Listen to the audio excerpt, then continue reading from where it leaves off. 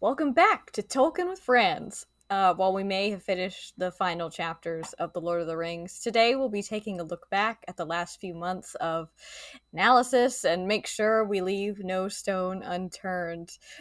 Today we're so excited to welcome our good friend Anex to the podcast to discuss all of our favorite moments from the books and the movies, and maybe even a few things we would change or do differently. Now, Annex, first off, let's make sure that all of our lovely listeners know where to find you on the internet. So, where can they do that? Sure. Hey, Andy, Kelly, thanks for having me on. I'm on TikTok at Fantasy Annex, or just on YouTube, Instagram, Twitter, all just like at Annex Wilson. Perfect. Yeah. So, make sure to follow Annex in all of those wonderful places.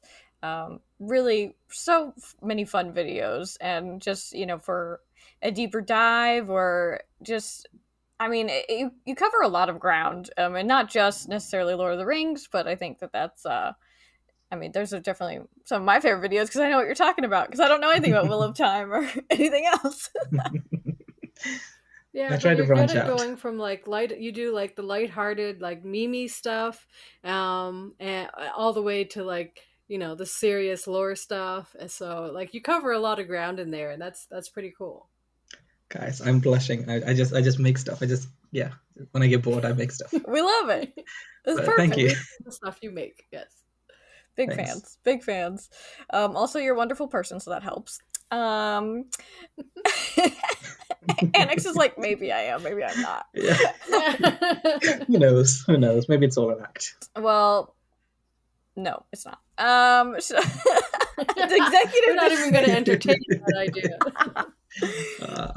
So, Annex, I'm so very glad that you're able to join us for this particular episode because of your really unique introduction to Lord of the Rings. And I know you've told this story elsewhere, but could you, walk our listeners through how you went from books to movies and then back to the books?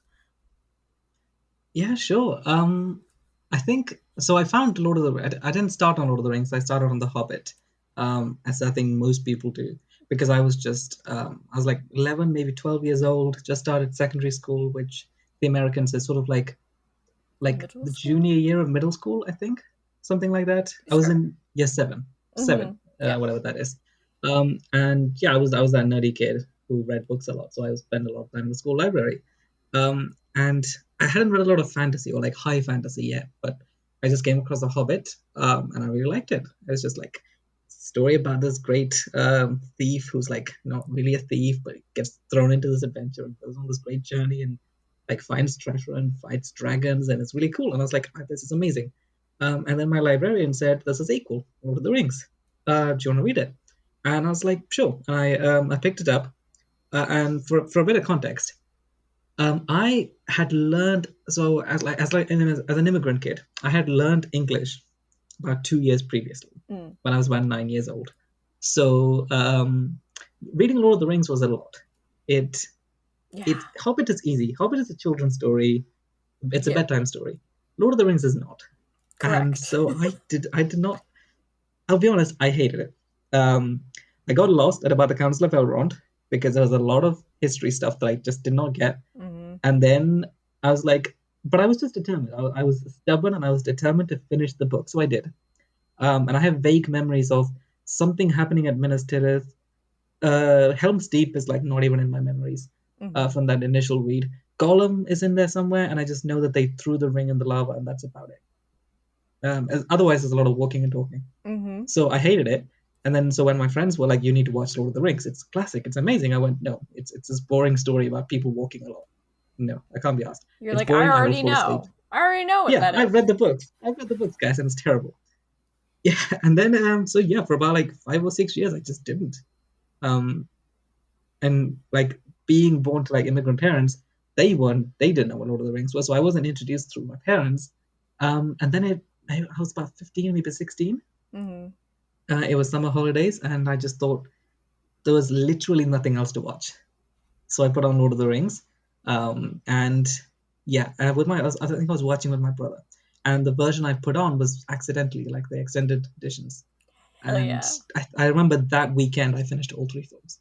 and was just like, oh, this is incredible. This is wait, why haven't I watched this before? And then like the next day, I went back to the school library, picked up the three books again, and I read them again like 2 or 3 weeks.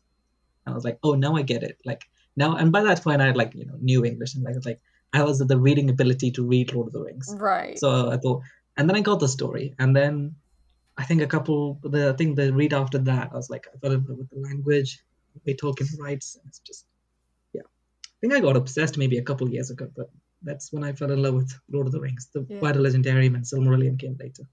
Yeah, I mean, Yeah. Silmarillion came way later for me. Like, that was one of those where I was like, I'm gonna read this book, and then I'd be like, well, maybe not right now.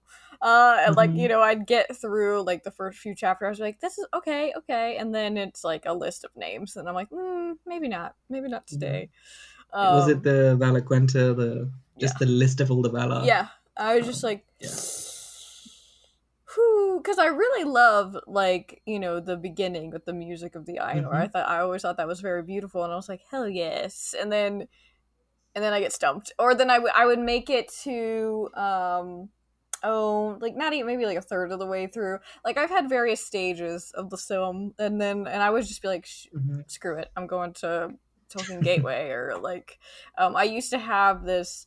I mean, I had the Complete Guide to Middle Earth that I rifled through, but then I also had another book kind of like it, but it was thinner, and I would just use that to go look up all the like first stage stuff, and I was like, okay. And then so by the time I actually did read the film, I was like, oh, I kind of know who these characters are already. It's just like so much information thrown at you at once, and you're not sure who is important at first because it's just lists. And I'm like, you could have saved that for later, because I need an emotional attachment to a character before I can remember their name. Like I need to know like in relation to what they did, and you know what I mean, not just boom boom boom. But yeah, in either case, Silmarillion. I was rereading one of the chapters with a friend, and they were getting really tired of like one chapter where it introduces the men coming into the West. And there's one paragraph that's literally like, this is the son of this person who's the son of this person, and this son married this person. And I was like, on the first read, this is boring. It's terrible. But on the second read, you go, yeah, it's just like it's a bunch of names, and like you just look at a family tree instead. But on the second read, you're like, oh, all of those names are important, and all of those people have their own stories. Yeah, I think Silmarillion is a book. We read it twice. You need to read it twice. Oh, yeah, for sure. And I just wish that it came in a different order. You know what I mean? Like, I would care about that list after you tell me the story about Turin. You know what I mean? Like, but it's starting off that way, and I kind of get why they did it that way. But at the same time, I'm like, phew, So, but I think that that's an important note, that, like, if you are interested in the film, like, don't get hung up on it like I did, and like just keep going, and it'll come together eventually. Yeah, I fully just tell people. I fully just tell people, if a chapter's boring, skip it. Yeah, that's what I say too. Like, the film doesn't need to be read cover to cover, and it doesn't need to be read in order necessarily. Like, if you're very interested in Maglin, you can just go to his chapter and read about him. Yeah. Or if you're very interested in Beren and Luthien, you can just go to their chapter and read about it. 100%. Yeah. So if that's how you will be able to absorb the book and appreciate the stories, go for it. I totally agree. And if your favorite section is what's it called, of Beleriand and its realms, if that's your favorite, and if you want to know about a map, if you want to read a map, read the description of a map, then go read that chapter. Yeah, that was one where I really wished that I had like a giant version of Beleriand on. But he also mentioned some places that aren't even on the map, so then I was like, oh god, now where am I? But that's neither here nor there. But with all that, I do just want to say that I love your story, because I think it really is one of the ways that it kind of highlights that there's no one right way to be a Tolkien fan. And, while you came back to the books eventually, like, it's just, that there's, from your story and countless others, like, it's just clear how significant the Lord of the Rings films have been to the Tolkien fandom at large, and how many more people it's introduced Tolkien to, but also just, like, instilled that feeling of wonder and I think that's one of the key components of Lord of the Rings. Um, Mhm. so with that being said, I think we can turn our attention to the movies for a minute. For the bulk of this podcast, I think we've tried to be somewhat balanced, but there's just been a lot. So we primarily focused on, the things that aren't captured in the movies, those things from the books. But I wanted to take some time today to really shine a light on some of the things that make these movies, so great, not only as adaptations, but as, really timeless pieces of film. Like, while there are a few things that are like, okay, that doesn't necessarily hold up, like, technically wise, for the most part, I mean, these films they're classics now. Like your friend told you when they were like, no, you gotta Hmm. watch these. Yeah, So and I for didn't believe them, but they are. But yeah, exactly. So I would love to hear from Callie and you, Annex, about what are some of the things that really, like, when thinking about Peter Jackson's Lord of the Rings, what makes them stand out to you? Like, what keeps you, like, besides the story and everything? Because we know that that's a big part of it too. Like, we're Tolkien fans, but at the same time, they're just beautiful movies. So I just would love to hear, your thoughts on them as a whole and what keeps you coming back.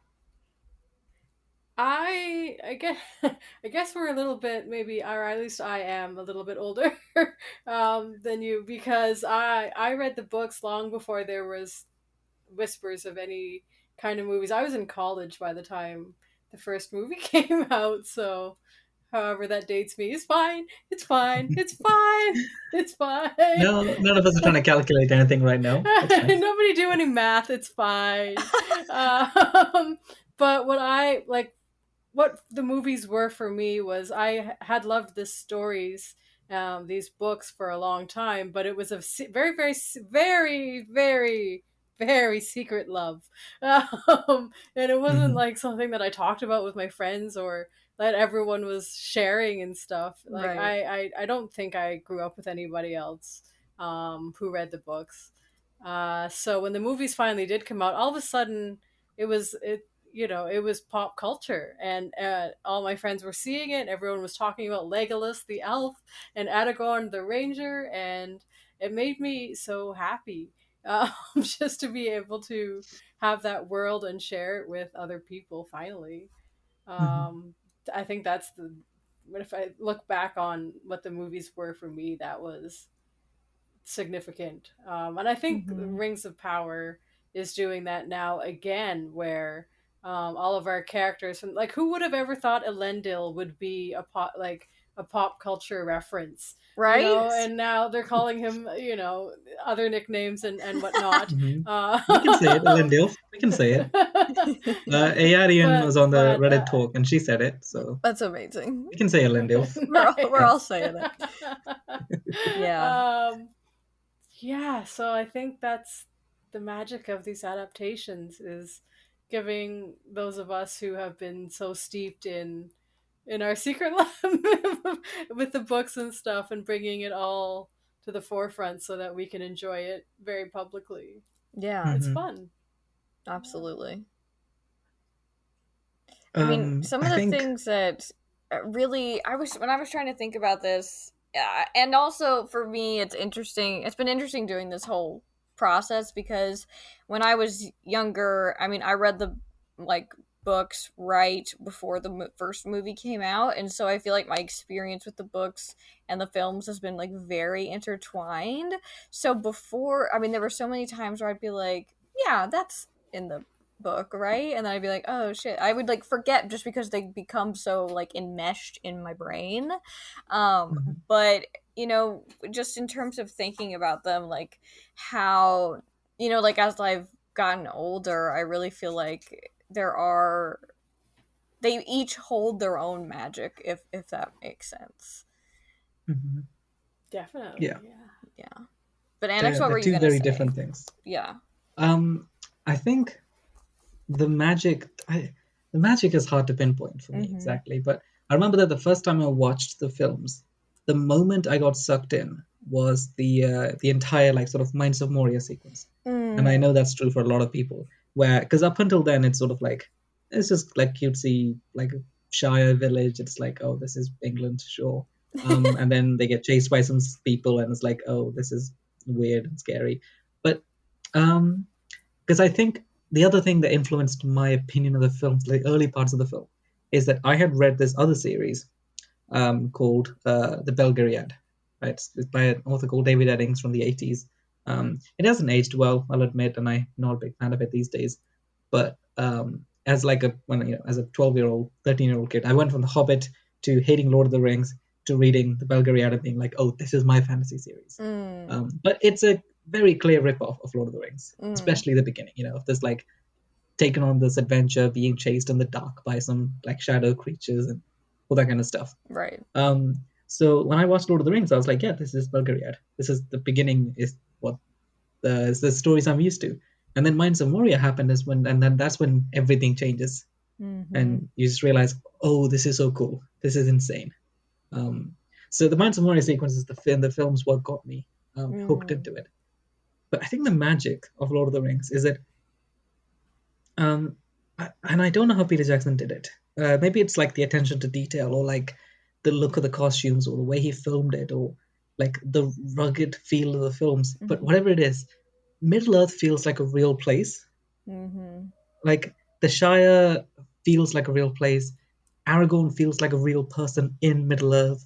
Like the elves feel like these otherworldly beings in Middle Earth. We don't see much dwarves, but like when we do see the dwarves at like the Council of Elrond or like Durin, not Durin, Gimli. I have rings of power in my head. I know. So yeah, it's getting mixed up. When we see Gimli, when we see Aragorn, when we see the Rangers, when we see like the hobbits and everyone in the world, it feels like real people in a real world. It doesn't feel like a fantasy thing that like we're imagining, And I think that's the magic of it. The fact that it starts out as this like cute story, and it's like it's sort of, and it slowly builds momentum. And as it builds momentum, it just drags you into it. This is true of the books as well. And the way Peter Jackson filmed it, it slowly gets you in, so that by the time like Sam is carrying Frodo up Mount Doom, you're fully invested. Yep. Like as much as like, anyone who said they don't care about these films, if you watch up to that moment, you're fully invested. Oh, 100%. And like people cry for very good reason at that scene. So I think it's that the momentum slowly building, and just that realism of the world slowly dragging you into the story. Yeah. It's incredible. Yeah, I think that makes a lot of sense. Just the way, his vision of Middle Earth was able to not only capture so many people's imaginations, but it had this kind of like I know there were things that he did that weren't everybody's. It wasn't bringing every single person's imagination to life, because how could you? But there is something like the vibes are correct. Do you know what I mean? And I don't know how you like measure that, or how that is even accomplished, but it feels very on point to me, just like, but I think that that's a combination of so many things. Like there is like the loving detail of everybody from, Weta, and the costume design, and also the way that the chemistry between the actors, and their clear commitment to telling this story, obviously via PJ's and team's lens, but I think their chemistry with each other, and you fully believe, like, there's things like with Merry and Pippin, like they're kind of like thrown into this even more than anyone else. There's not really a lot of like build up between like Frodo and Sam with them as like friends, but you just believe that they are friends, and I think that that's like a huge part of their ability as actors, and that, I mean, obviously bow down to like Sean Astin and Ian McKellen like 100 times. Like they just capture their characters so beautifully, and as well as like Vigo. I mean, it's like, could you have picked better people? Like everybody I felt like had the right mindset for these movies, and you completely fall in love with them and believe everything that's going on. Like you are swept away by these movies. And another thing that I think is a big part of that is the score. Like 100%. it's True. I mean, that is the Middle Earth sound in a lot of ways, and just like the way it is able to not only kind of like take you along on the journey, like in an immersive way, but also like emotionally and everything else. You know, I think it's a huge part of why those movies like are so dear to people, because of the way that all of that just came together in such a beautiful way. Hmm.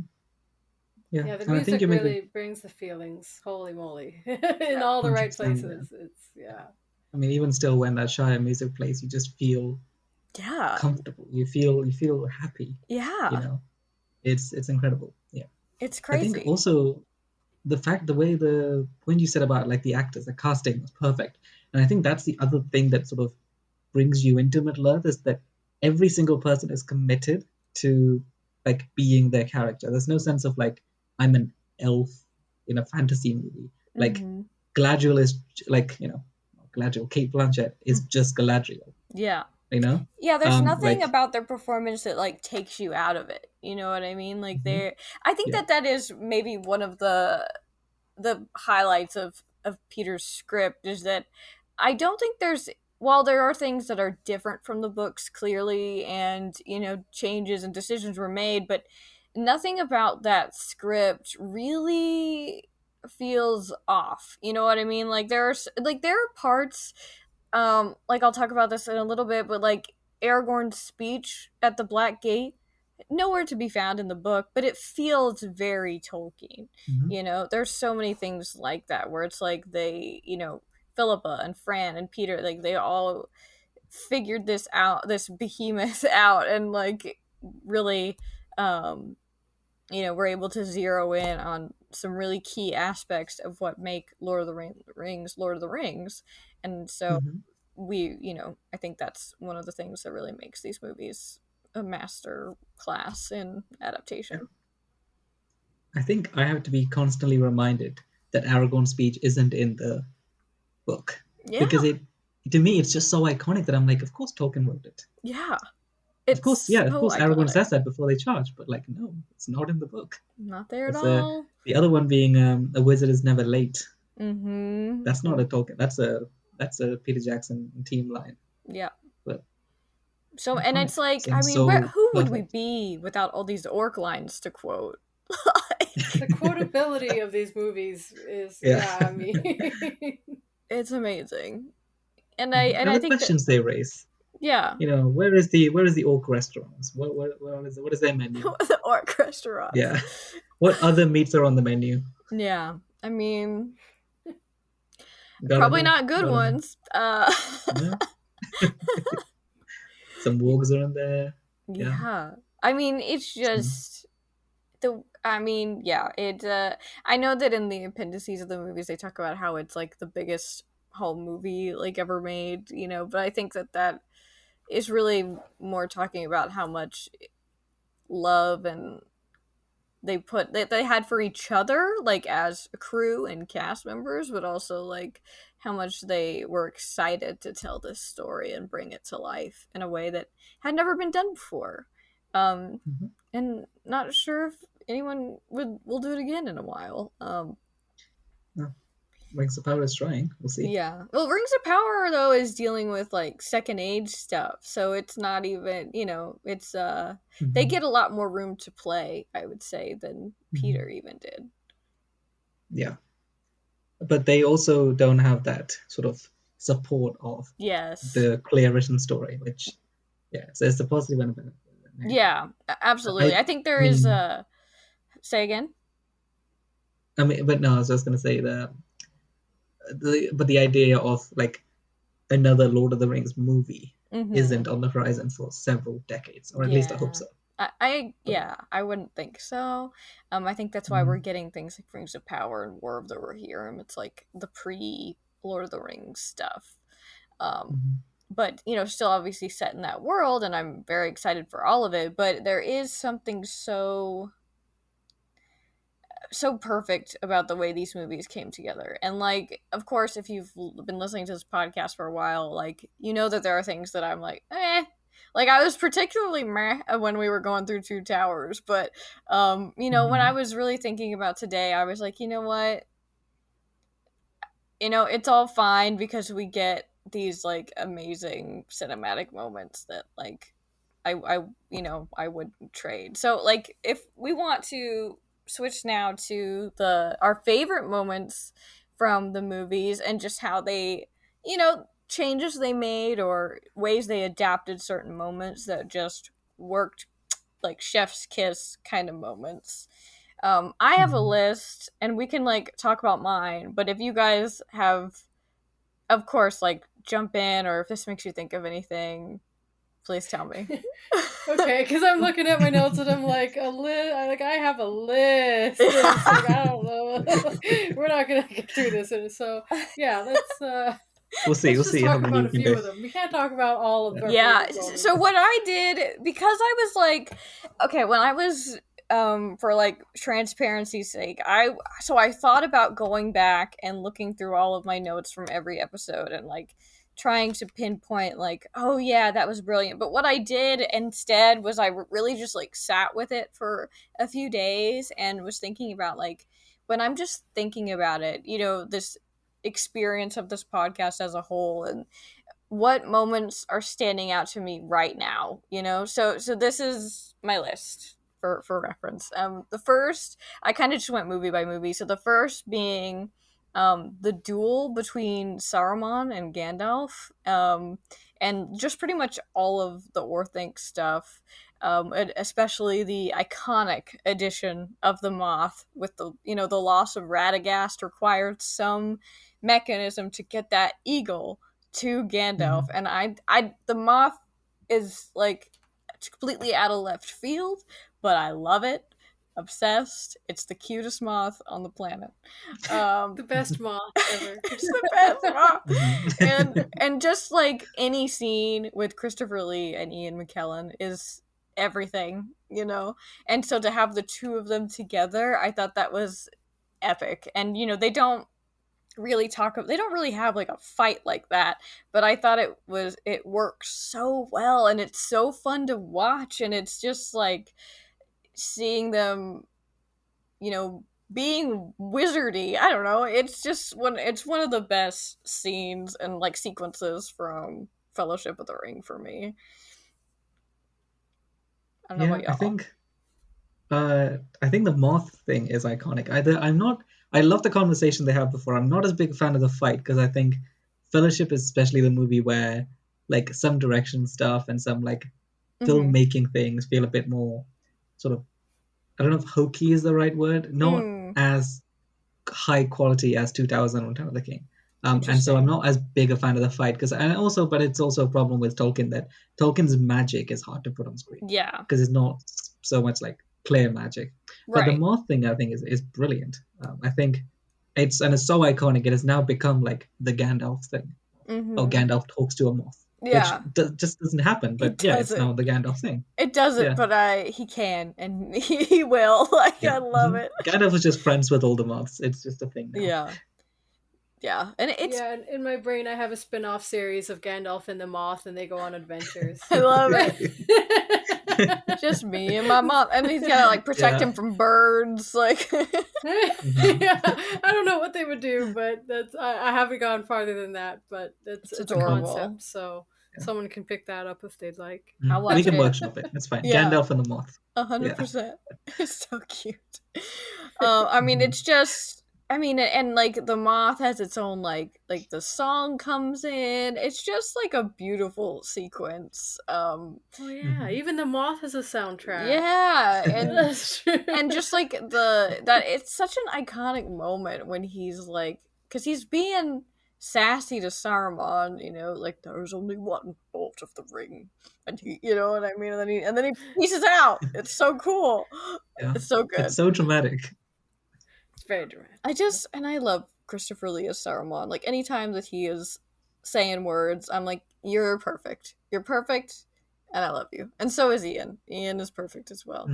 Hmm. Which also makes me think of like one of my favorite scenes in the book is when Gandalf is explaining the importance of Gollum to the story, but it's in Bag End.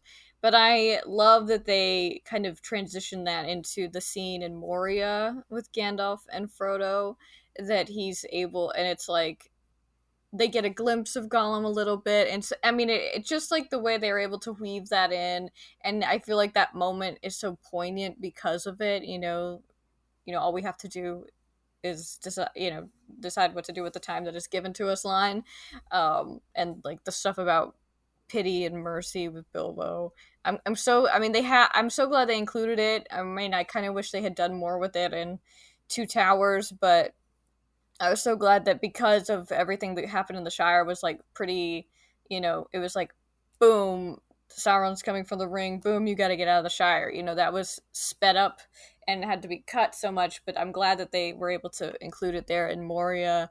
And it's such a, I mean, there's so many magical things about Moria because it's like, it feels like such a strange place, but Gandalf is also able to highlight its beauty while also being very cautious. I think it's just like a Mhm. beautiful part of the movie, and I love that conversation with Gandalf and Frodo, and so I love that we get to see Ian and Elijah bring it to life on the Mhm. screen. And I think you can see how iconic the whole like Moria is for people because just the fact that we see glimpses of its like high like quality, its excellence, its how great it was in its peak. We Yeah, get glimpses of it. People were so excited to see Casa Doom in Rings of Power because it's like we get to see Moria when it was like at its best. yeah, And I think the film set that up so well. Of this is glimpses of what this place used to be. And then so that when the prequel comes out, people are so excited to see it. yeah. I mean, they do such a great job of like creating a place that feels ancient. Even though you knew they had to like build that themselves. And Hmm. that's something that I think that Peter Jackson's movie does well is like how they handle like the ruins that we see and like the ancient architecture and that kind of thing.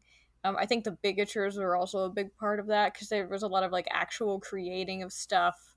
Um, it's just I mean like my husband is always just like bring back bigatures.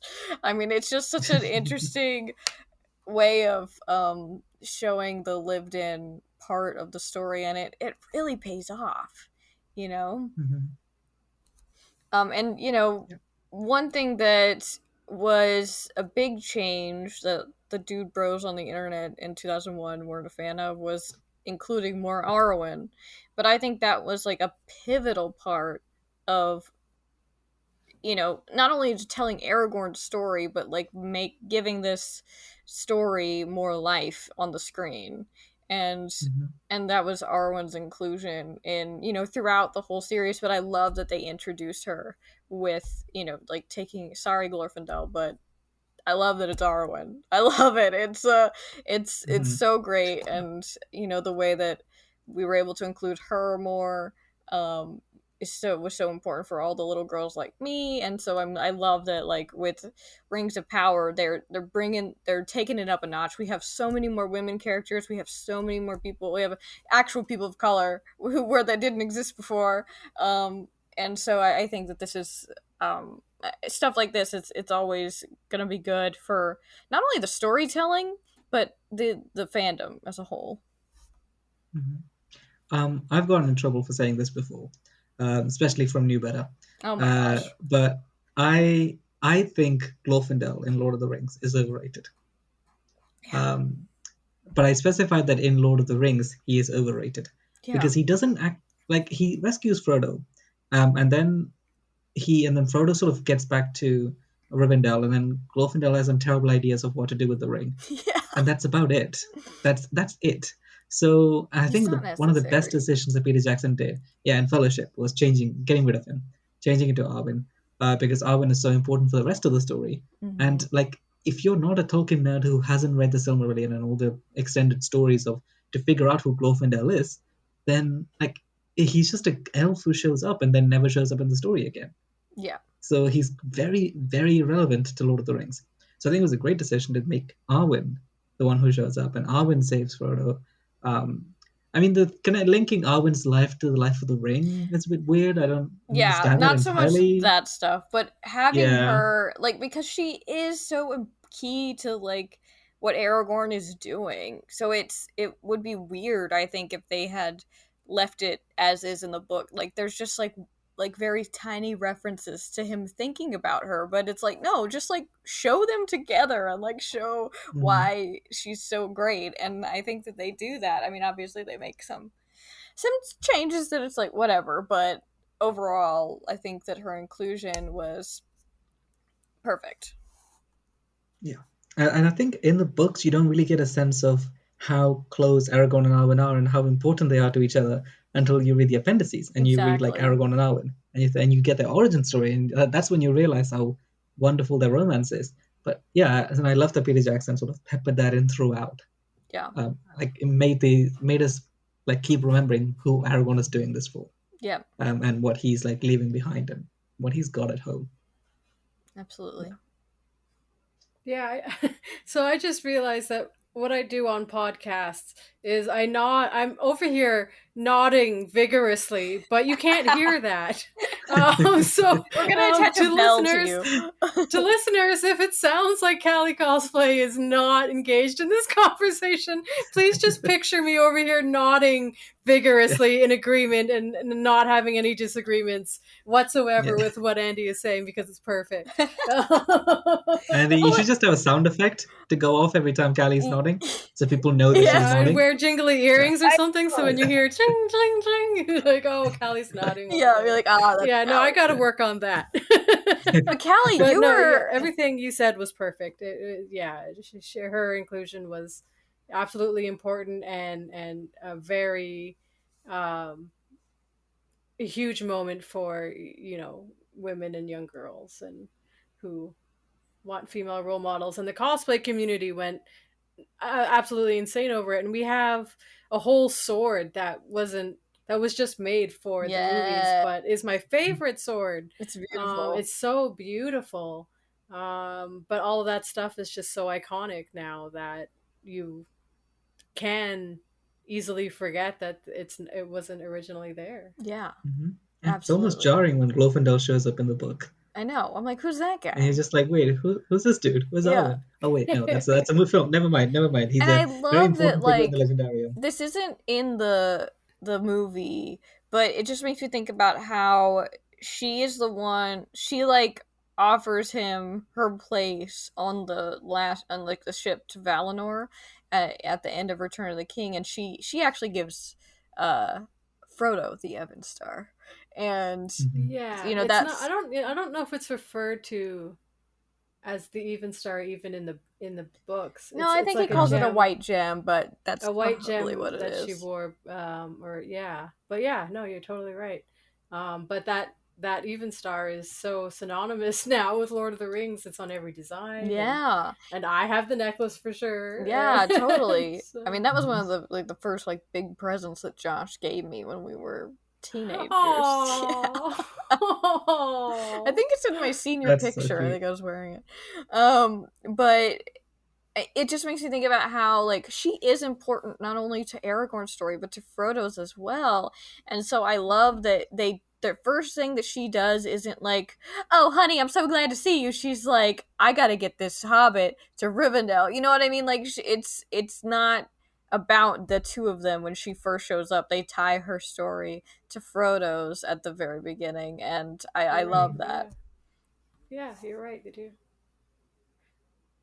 And it's that line, isn't it, that if there's any grace that's granted to me, Mm-hmm. something along the lines of like help to keep him alive with that. Yeah, like may it And it's pass sort of to a him. reference to and it's sort of a reference to her giving her seat Yeah, to and Frodo in I that think sense. there's so many subtle things that they do where I'm like, they were paying attention, but Hmm. they're just these little nods, and so I love that for Arwen as well, and just I mean, who would we be without Liv Tyler? That's the Iconic, question. iconic. Yes. Just obsessed Hmm. immediately. As soon as she shows up, it's like, whoa, that's enough. Hmm. You know.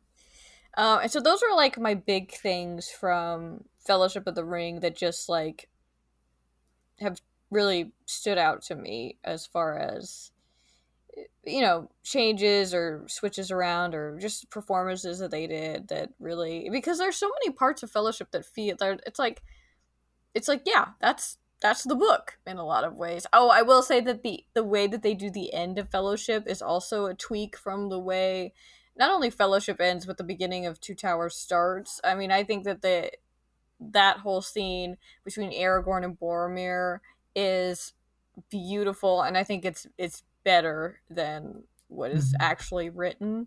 My Yeah. brother, my captain, my king. Oh, like, Hmm. just stab me right in the heart and twist it. Everything So about good. that. So good. Yes.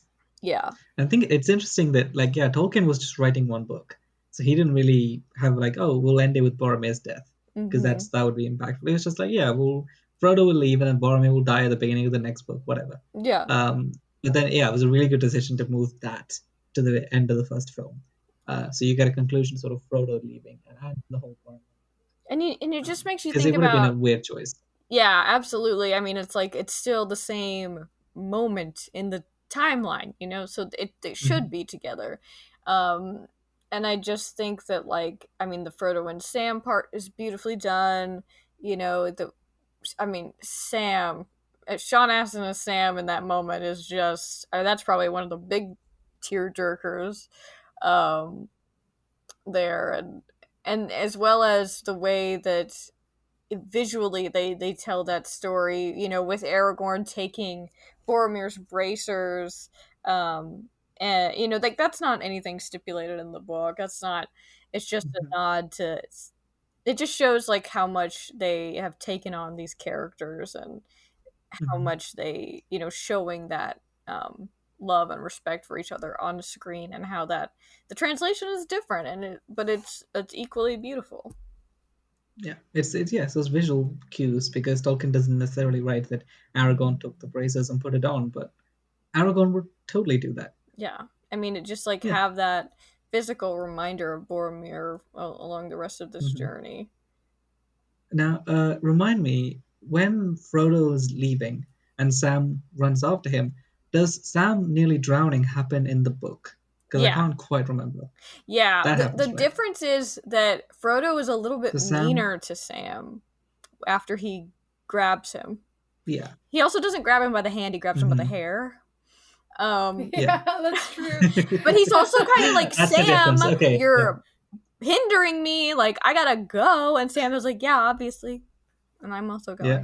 But But I'm going with you. yeah, Yeah, but of course you I are. love this the the visual, whatever it's called, of Mm-hmm. Frodo grabbing Sam's hand, Yeah. mirrored by the end of Return of the King when Sam Oh, grabs Frodo's hand. Like, that's beautiful. oh, so That good. visual, like, image symmetry, is beautiful. Yeah. It's Yeah. brilliant, and it's one of 100%. those. It's one of my favorite underrated shots. Is the underwater sort of hand I hold. love it. It's brilliant. 100%. I think that, I mean, it's such a beautiful ending to that movie. Um, and it ends, it's like sad because of the breaking of the fellowship, but then we also have these moments of hope, which, Sam's lines are pretty much the same, where he's like, well, like, the one, like, we're going off to Mordor, it's crazy, but then like the whole let's hunt some orc thing, like, that's not in there. But it's like, what, I mean, that moment is so good with, like, yes, and then they run off to, and Mhm. they're going off on their separate journeys. It's just beautifully done, in my opinion. Yeah, and I think part of the reason they could do that is because they knew they were getting all three films. Mm-hmm. So they were just like, yeah, we can end this on a cliffhanger of what are they going to do next, because we've already filmed half of the second one Yeah. and most of the third one, so we can just do this, Yeah. and people know there's a film coming out next year. Yeah. I mean, You can afford, yeah, you can afford to do that. I mean, it would have been tragic if they hadn't agreed to the 3 film deal. I mean, Hmm. obviously, like, Peter had tried to pitch it as 2 films, and what is it, New Line? That they were the ones that were like, no, this is 3. So Hmm. good, Could have been good three on and a those half or 4. executives. Maybe not always, but in this case, yes. Hmm. Yeah. Yeah. And then, I mean, I don't know Let's what see. y'all's favorite moments are from Two Towers, but I was doing a lot of thinking about this. Two Towers was the one I struggled with the most, truly, when we were doing like the direct comparison like every week. Um, but I think for me, the two big things are it's like the final charge at Helm's Deep, with the first light of the fifth day. Like Aragorn is not given a time and date when Gandalf is supposed to Mhm. show up, but the way that it's done is so beautiful. It's like so epic, but also very hopeful, and I love that. I think seeing the Ents take down Isengard rather than like because in the book it's really like told off like secondhand from Merry and Pippin. I love the way that they visualized not only the Ents but the way that they fought the orcs and everything. I thought that was really well done.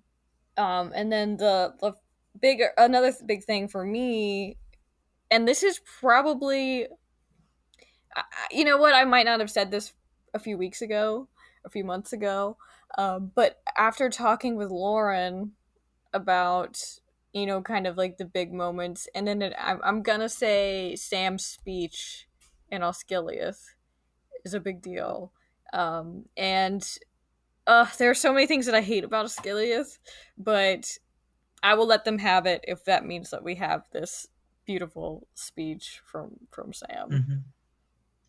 Yeah, I don't necessarily, and this gets me in trouble with the Faramir fans. I don't necessarily mind Osgiliath because I don't think it really cheapens Faramir because you do still get an arc for him and you do still see how great he is in Return of the King. Yeah, I think the thing that He's bothers just me not, yeah. the most about, like, I've gone back and forth, well, not really. I mean, in my brain, not out loud, but about this for a while. But I think the I think thing, that basically summarizes all of us. yeah, We've thought about this way too much, not out loud, just in our brains. Yeah. because I think when we Yeah. were doing this in that episode, however many weeks back, I think this was like June or something. Actually, don't know when I released it. Don't quote me on that. But when we were talking about it, I was like, oh, like, why were they in Asciliad? They shouldn't have been there. That like totally throws off the timeline. They wouldn't have had time to get there.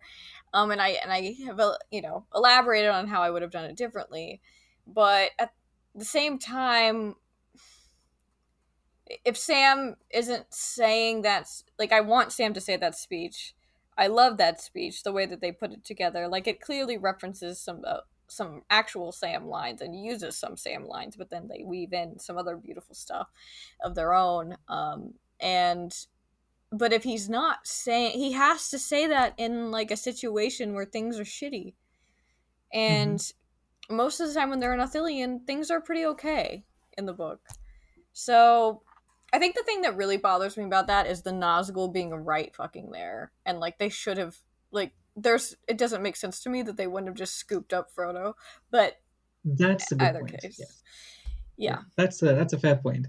That Frodo literally gets the ring out, stands in front of the Nazgul, is about to put it on when Sam tackles him. It was like, no, well then Nazgul is going to remember that specific halfling in Osgiliath has the ring. Yes! I'm like, It's what? it's a big hole in the narrative of then why didn't he just take it? Yeah. Or why didn't he just then keep hunting Frodo? Because the Yeah. Nazgul now Just knows where the follow ring him. is. Yeah. Yeah, Yeah, it's a if you big hole. if you just make that scene about the orcs attacking the men of Osgiliath, then you take out the Nazgul, and it's still like stressful and crazy. I think you could still have the Sam speech, But I will. I'm gonna pinpoint my issue with that scene now, like Faramir stuff aside, to the Nazgul bit.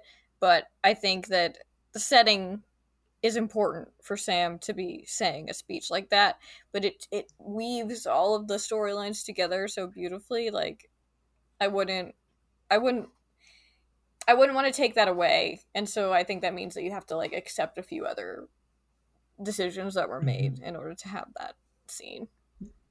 And I think as much as I like Faramir saying like I wouldn't pick it up from the side of the road, Mm-hmm. talking about the ring, how he would never take it. Mm-hmm. I like the fact that it wasn't so simple for him, right? And I think it's a great contrast to Boromir, Mm-hmm. Boromir's reaction to the ring.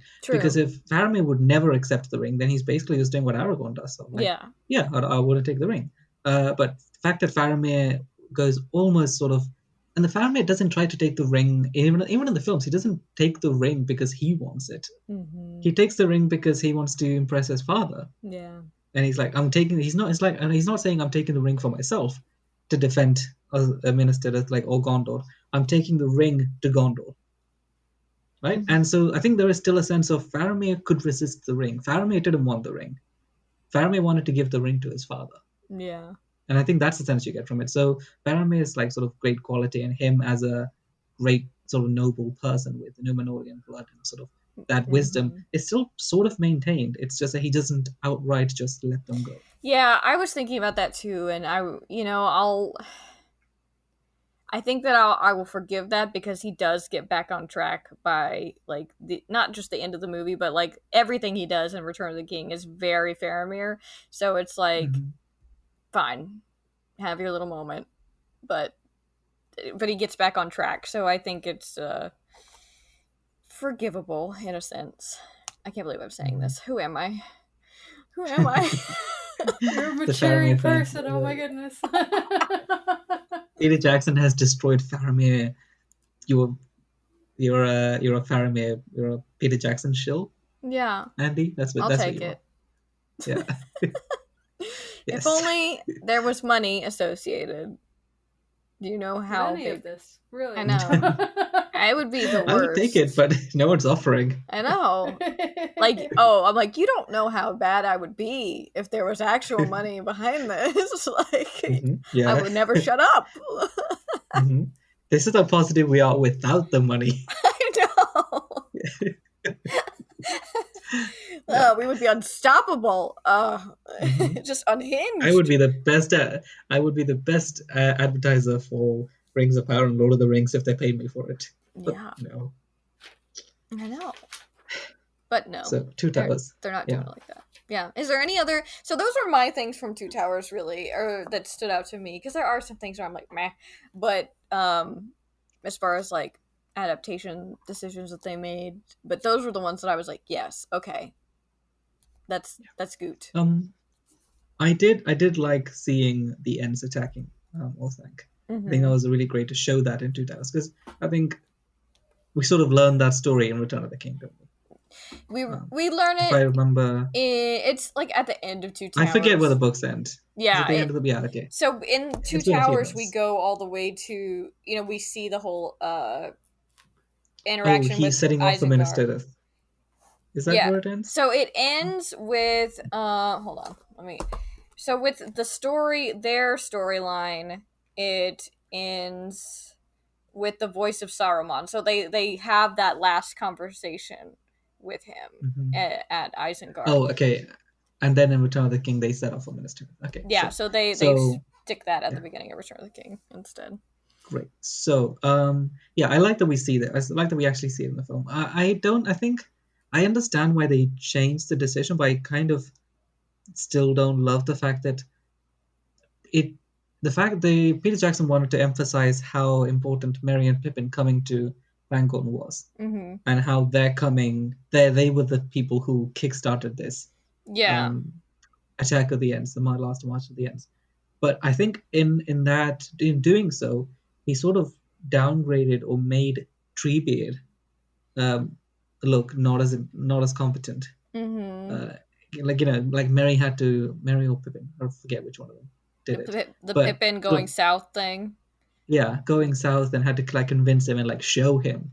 Whereas like Treebeard should have known that. And Yeah, one of my favorite exactly. moments in the book is I love the moment in the book when Treebeard sort of starts talking about Saruman and then starts telling some history and then he sort of builds up and he gets angrier and angrier and angrier and he gets furious and he's like he sort of works himself up to an anger and he goes, okay, now we got to do something about this. Mm-hmm. Yeah, So that's one thing yeah. that I would have. That's why I didn't really include because I do love Merry and Pippin in both the books and the movies, but the thing with Treebeard is that he knows that something is up, and it's not until Merry and Pippin make him realize like the extent of the problem, not so much that there Mhm. just is a problem, And so he is very quick to bring all those ents together, and he explains in the book how, it's not so much that they are taking a long time to make a decision per se, but they go through, it's like a court case. Like, they go through all the facts, they lay out all the things so that when they the Entmoot in the chapters is so hilarious, and I'm so glad they didn't put all that in the movies. It would have been there forever. We lost Quickbeam. I wanted to see Quickbeam. Where's Quickbeam in the book? I in the do like films? Quickbeam. Yeah. Where's the hasty end? Yeah. Is he the one throwing the rock, maybe? I don't know. He's the yeah. Yeah. Is he supposed to be like a birch tree? I can't remember. that. Or Rowan. That level of detail, I don't know. Yeah, I don't either. Yeah. But yeah, I do like Quickbeam. He was kind of like their because he, like, the point was that Quickbeam had already made up his decision and didn't need to stay at the Entmoot.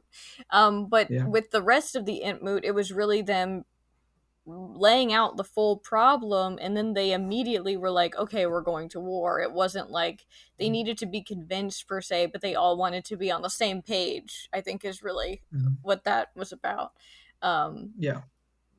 But the hobbits didn't know anything what was going on because they don't speak Entish. So and I think that I understand the decision because you need to give Merry and Pippin, like your hero characters, some like actual significant influence on the plot. They can't just be bystanders who kind of watch it happen. But I don't think, because I think it's so subtle in the books. What Merry and Pippin does with the Ents is so subtle, right? And like the way Gandalf describes it, it's like they're the pebble that started the avalanche. So they don't necessarily sort of force it to happen. They're coming, and their few words to Treebeard sort of kickstarted the whole thing. And then afterwards, they sort of just sit back and they just let it happen. Yeah. Because they're two hobbits. What are they going to do? Attack or thank? Yeah. But yeah, I think Peter Jackson just wanted to make it more obvious. And I get it, but I think in a way, it sort of lessened the impact and like the wisdom of Treebeard. Yeah. There's things like that are, I mean, that's, like, I get why they did it, but yeah, I agree with that 100%. But my favorite adaptation change of that, which isn't in the book, is just that one Ent who gets lit on fire and then just dunks his head on the water. Cool. It's the best moment of two.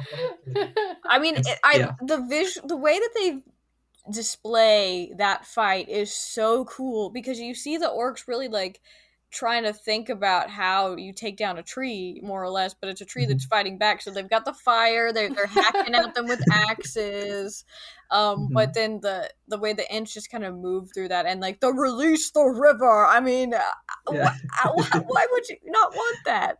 You need it's that. Brilliant. And it's beautifully done too.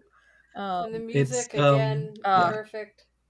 100%. I just love the idea of an orc, or an Uruk-hai like fighting an Ent. Of like, they used to sort of just like pulling trees down, but in this case they pull a tree down and the tree gets back up. Yeah. And like how confused they would be by that, and I love that. Yeah, it's so cool. And it's like, of course there are things that you could do differently, right? Because since in the book version there's a lot of like tell not show, and that was one of them, really. But the way that they are able to weave all the storylines together with that moment, because then with the washing away of whatever at Isengard, and like the things happening at Helm's Deep with Sam's speech over all of it. I mean, it's a good one. It's a good ending. I'll also say that the beginning of Two Towers is a very cool way to open that movie, showing Gandalf's fight. Oh yeah, that like, going down kind of thing. Yeah. Although it has, I realized when I made a video about that opening that it confused a lot of people. Really? Because people, because it's something that people have never really voiced. People have never really voiced it, but they're always like, oh, I just assumed that Gandalf fell so far that he fell on top of a mountain. And I'm like, not exactly, no. He fell and then went and then had a fight and then went up some steps and ended up at the top of a mountain. So like the mountain isn't inside the earth. Yeah. The mountain is outside. But the films don't really make, because the films show him falling, and then the next shot is the fight on the mountain. Right. I mean, later Gandalf tries to explain it about how, like, from the, Mhm. you know, lowest dungeon to the highest peak kind of thing. Yeah. Hmm. But I guess the disconnect, I mean, that doesn't happen at the same time. Um, Hmm. hmm, And then, interesting. but then, yeah, it's the, I mean, even if you take that, even so, if you watch that opening and your preconceived notion is, oh, they fell so deep that they fell to a top of a mountain inside Middle Earth. And then when Gandalf says from the deepest dungeon to the tallest peaks, you're like, yeah, from the deepest dungeon you fell, and then you ended up at the top of a peak when you fell. So when I Interesting. explained it, it was my one of my biggest videos because people were like, oh, I get it. I That's what had no happened. clue. Yeah. Well, Yeah. this is why we're also doing this because I would hope to inspire some more people to reread or read the books for the first time if they want to, Mhm. you know, learn or find out those things for themselves. Because there's so much. There's so much that we didn't even get to, but we tried to keep it to the big points. Keep it to the big Mhm. points. Are there any other things from Two Towers? Because then the rest of my list is Return of the King. Two I Towers. don't, Callie? I don't, yeah, no, I don't have any other major notes for. I think I might be forgetting a little bit what, like they sort of bleed into each other. Oh, What was totally. to me like what belonged to which movie, Mm-hmm. but I think Two Towers. I think Yeah. we've done that. Yeah. Yeah. Mhm.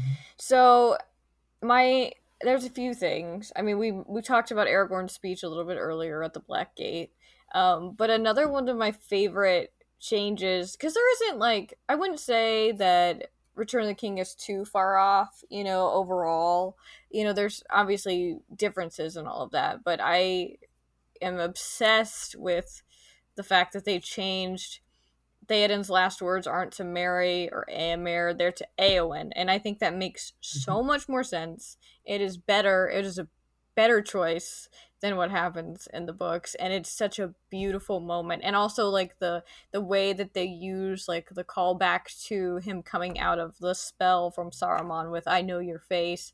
He says that he's Mhm. Éowyn's the first person he sees after that, and Éowyn is the last person he sees, and he says that to her again. It's just I mean, it's beautiful, and I'm so glad that they let Aowen have that moment with him in the Mhm. movies. I think that's a change that makes sense for the movies because in the book, there's a lot more of like the Theoden Merry relationship and sort of the fatherly relationship and the bond that they form and sort of like, oh, tell me stories and like, Merry spending a lot more time with Theoden we see in the book. So Mm, then when Theoden sees Merry at the end, it makes a lot of sense. And the fact that he doesn't see Eowyn is sort of a tragedy. right. Um, but I think because we don't get so much of Merry and Theoden in the film, but we do get a lot of the sense of relationship between Theoden and Eowyn, it's just a really beautiful moment. Yeah. It's a great change. Yeah. So well done.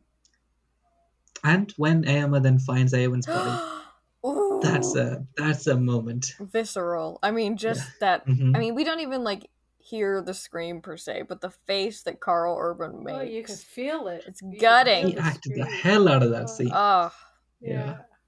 so good. So good. Um, and then I mean it's like there's so many things that just feel correct about Return of the King. I mean, Aragorn's speech is one thing, like we know it's not in the books, but it's like it is a beautifully written speech and so damn quotable. Like I love it to pieces. Mhm. And then really like the whole rest of that scene, like with Frodo and Sam, I mean it's done perfectly. I mean, even in not in terms of like getting every detail right or right. I'm putting that in air quotes because it's like it's very correct in terms of the film. The way that it's done, and again, going back to what you were saying, Annex, about like because Frodo doesn't topple over the side inside of Mount Doom after Mhm. Gollum, but Mhm. I think it is like visually stunning and crazy, and harkens back to that moment in on the Anduin when Sam falls into the river, but this time it's Sam pulling Frodo, out. So it's Mhm. great. It's perfect, and Great moment. Yeah. And The Aragorn's slippery speech hand adds. was kind of gross. Oh, I mean, yeah. Yeah, I was worried that it's a he lot. was gonna miss. Like, I still get worried, Mhm. and I know what happens. That it's gonna be like slip, and then it's like, oh, sorry, Yeah. Frodo.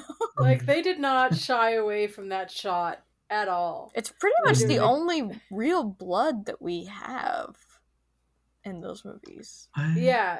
No, It's they were very sparing. But yeah, I mean, Gollum biting his finger off is so visceral. Mm-hmm. That moment is so, but it's there's so much heightened emotions in that scene. Although I will say that I don't mind a lot of the changes that they made to Mm-hmm. Minas Tirith of like characters they cut. But one Mm-hmm. moment that I think people don't appreciate, people don't know as much, is that a lot of the stuff that happens in Minas Tirith, even like before the battle and after the battle, there's a lot of humor in it. Oh yes, Like I can't believe I can't remember her name, but the one who Eoreth or suggests whatever. Aerith, yeah. Yeah, And like when she's telling the story and Gandalf is She like, just okay, we talks get too it, like shut much. up. We I get it. know. And then Aerith comes back again when Aragorn's coming into the city and she just keeps Yeah. getting I love referenced. that Tolkien just part. keeps bringing her Yeah. back. He must have loved it Yeah. too. I mean, because she's a healer, but she's also a gossip, and just like the way she's Mhm. like, oh yeah, so like he's already been into the city. This is just a ceremony, but yeah, he healed all. I mean, it's just like she's just so silly. Yeah. She's brilliant. I love her so much. I know she's a hoot. Mhm. She's a It's hoot. it's one of those moments that like really fleshes out the city. Mm-hmm. Like no, Yeah. it tells you that there's more than just Aragorn and like Denethor who live there. Yeah, that You is know, one there's thing like that I people living there. Yeah, Yeah. that's something that I do love about the book version of Minas Tirith is with Pippin, you get to kind of explore it with him, and you see not only Mhm. Baragon but his son Burgil. I might be I missing it, think like the so. little kid. Yeah. That sounds about Mhm. right. But like he sees them Yeah. playing because they're like the last kids left in the city. And of course, like in the movie, they don't have like it emptying of like they keep the women and children in Minas Tirith in the movie. Yeah. But yeah, it's very lived in. I always felt like that. There's parts of Return of the King where I'm like, this would be a funny sitcom. Mhm. Just It's like surprisingly funny. Yeah. yeah, just Pippin wandering around, or but then also very touching at so many points. Like when Pippin and Merry find each other, and Merry thinks he's going to die. But Pippin's like, no. I mean, they do a slight Going to version of save that. you. Yeah, it's very Oh. sweet. Mhm. It's a Yeah. very Yeah, because Pippin finds him, doesn't he? Sort Mhm. of wandering the streets. Yes, exactly. And it's so cute. I mean, they kept some of the lines of when Pippin says like, "I'm not likely to grow any taller, most like just sideways." I Mm-hmm. think in the book he says that to Burgle, Yeah. not to Faramir. But Yes. it's a good line. Yeah. I love it when They they do keep some of the take things humor. like that. Yeah. Mhm. Yeah. And of course another adaptation thing that I will say is Pippin singing, and Yes. gonna ignore Denethor eating, but Pippin singing over that Thank scene is very. I mean, it's like obviously that the song that they use is technically a walking song, and would definitely sound completely different, like in the book version, and which we see in Fellowship of the Ring. But I love that they take those words and turn it into something brand new, really, and Mhm. it's a beautiful way to like incorporate some of like the hobbity stuff that is left out of the movies into Mhm. this Yeah. scene. And the fact that like Pippin starts it by saying, "I don't have any songs for Great Halls," and then the fact that it isn't a song for Great Halls makes it hit so much harder. Mm-hmm. Makes that moment hit so much stronger because it's not really, it's not like a great ballad, Yeah. a great, like song for an occasion like that. Mm-hmm. And that contrast makes it hit so well. Yeah. Um, I do, Denethor is a change that I sort of get because the film has so little time. You could have made 4 films. Yeah. Easy. Because Yeah. there is so much they had to cut. But yeah, Denethor is a change where I'm like, he gets 7 minutes of screen time, and within that, I think they did quite a lot with that character. I agree. A different take on him, and I do like the take they did, Mm-hmm. even if it's like less complex in a sense than the films. Yeah. or less history than in the less history than in the books. But Yeah. the Yeah, take they have on it was pretty good. I do think it works, especially with the way that they're able to show, with very little time, show this relationship between Faramir and Denethor, Hmm. and how Faramir is always like he's trying to not only be the best man he can be, but he's trying to make his father proud, and his dad just is too caught up to see it, Hmm. and Yeah. it's very well done, and they even give Faramir a little bit of Gandalf's lines in that moment, but it definitely works, especially if you want to So think I about. wasn't sure if this was Two Towers or Yeah, Return of the King, but somewhere in that mush of my memory, yeah. I feel like a discussion of the movies wouldn't be complete without talking about Smeagol Gollum. Of Mm, course. Yes. Because, I mean, Gollum, everybody, if you say you like Lord of the Rings, there's a few, like, one of a few things will happen, and a lot of one of those things is that people will pull out their Gollum impressions for you. true. Yes. Hmm. 100%. So, I Yeah. mean, Iconic.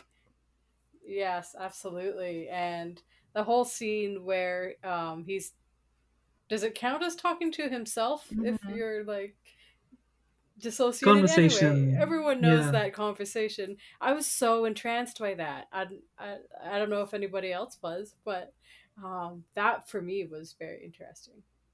Mhm. Yeah, yeah. I struggle with figuring out which Gollum stuff is from the books and what's just in the films, Hmm. because everything that Andy Serkis does with Gollum is so iconic and so Gollum that you're just like, yeah, he did that in the book. Or, like, Right. so I can't remember if that conversation is in the book.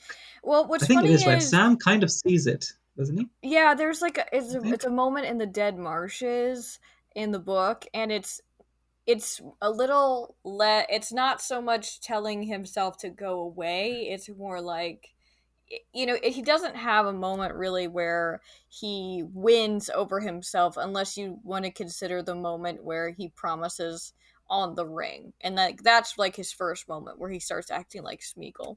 But the moment Hmm. in the Dead Marshes in the book where he has the conversation with himself is really where things start to go wrong. It's where he's starting to think about feeding Sam and Frodo to Shelob, and Sam overhears this, but he kind of plays it cool, so that Gollum doesn't think that he's heard him. But they kind of take that scene and kind of mold it into different situations, because they take some of those lines and they use it at the end of Two Towers, but then they take that idea of him talking to himself in the movies and show like a clear moment of him becoming or being Smeagol for a while, and then it isn't until, and I think speaking just within the movie, it makes a lot of sense insofar as helping the audience understand that like Gollum isn't always a bad guy, and so they kind of give him this clear moment where he wins over his Gollum side, right? And it's Smeagol for sure. But then when you get the moment with Faramir not treating Gollum very well, which also kind of hurts me because Faramir doesn't kick Gollum, like, but he does it in the movie, and so this is It's brutal. It where, is very violent. yeah, and so that is kind of where we lose, or Gollum comes back and Smeagol kind of loses. And so then later he kind of talks to himself again, at the end where he's, that's when he's starting to plot about Sheila. But in the book, he does that a lot sooner. Mhm. And also, I mean, how is a conversation about the trilogy complete without talking about Legolas and Gimli? Mm. Yeah, the iconic elf dwarf friendship. And I think one of the changes that I think works in the film that I'm okay with is the elf the end of the count. Mm. Because how many? Because they kind of don't carry, because in the book they don't carry it on into the Battle of Feldenfels. It sort of ends at at Helm's Deep, right? And Mm-hmm. in the book, Gimli clearly wins. I think he Oh wins yeah. by like two. And but I like that in the film. It's sort of like it's a 41-42, and then they sort of have a bit of a banter about it, and it's a lot more of a lighthearted moment. Yeah. And Yeah. I really enjoy that. I like that back and forth in the films. Yeah, it's funny because you know that Legolas is so much older than Gimli, but it's still like the way that they.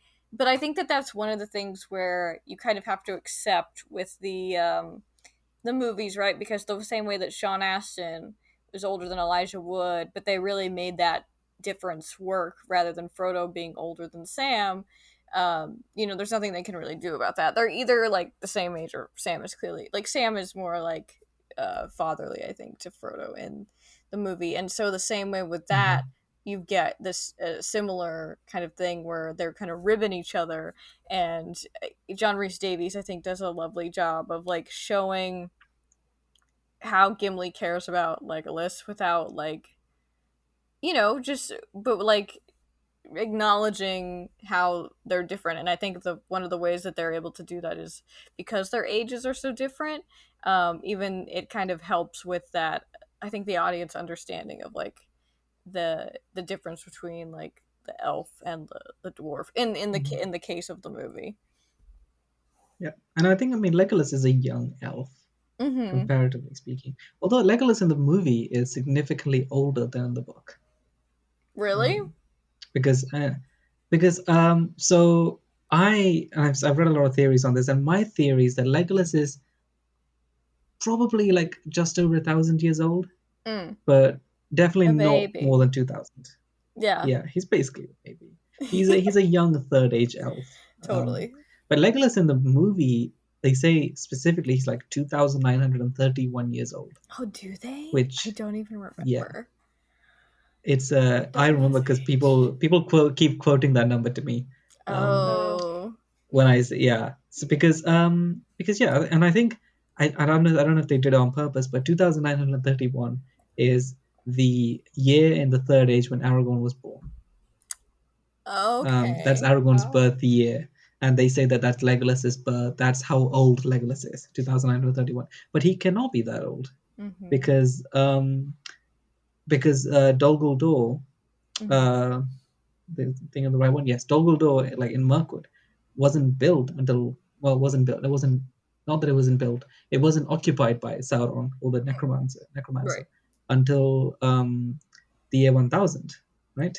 Mm-hmm. Uh, and and the clue that we get is that Legolas has never been to Lothlorien, and until that tower was Right. occupied by Sauron, there was a lot of traffic between Mirkwood and That's or so Greenwood and true. Lothlorien.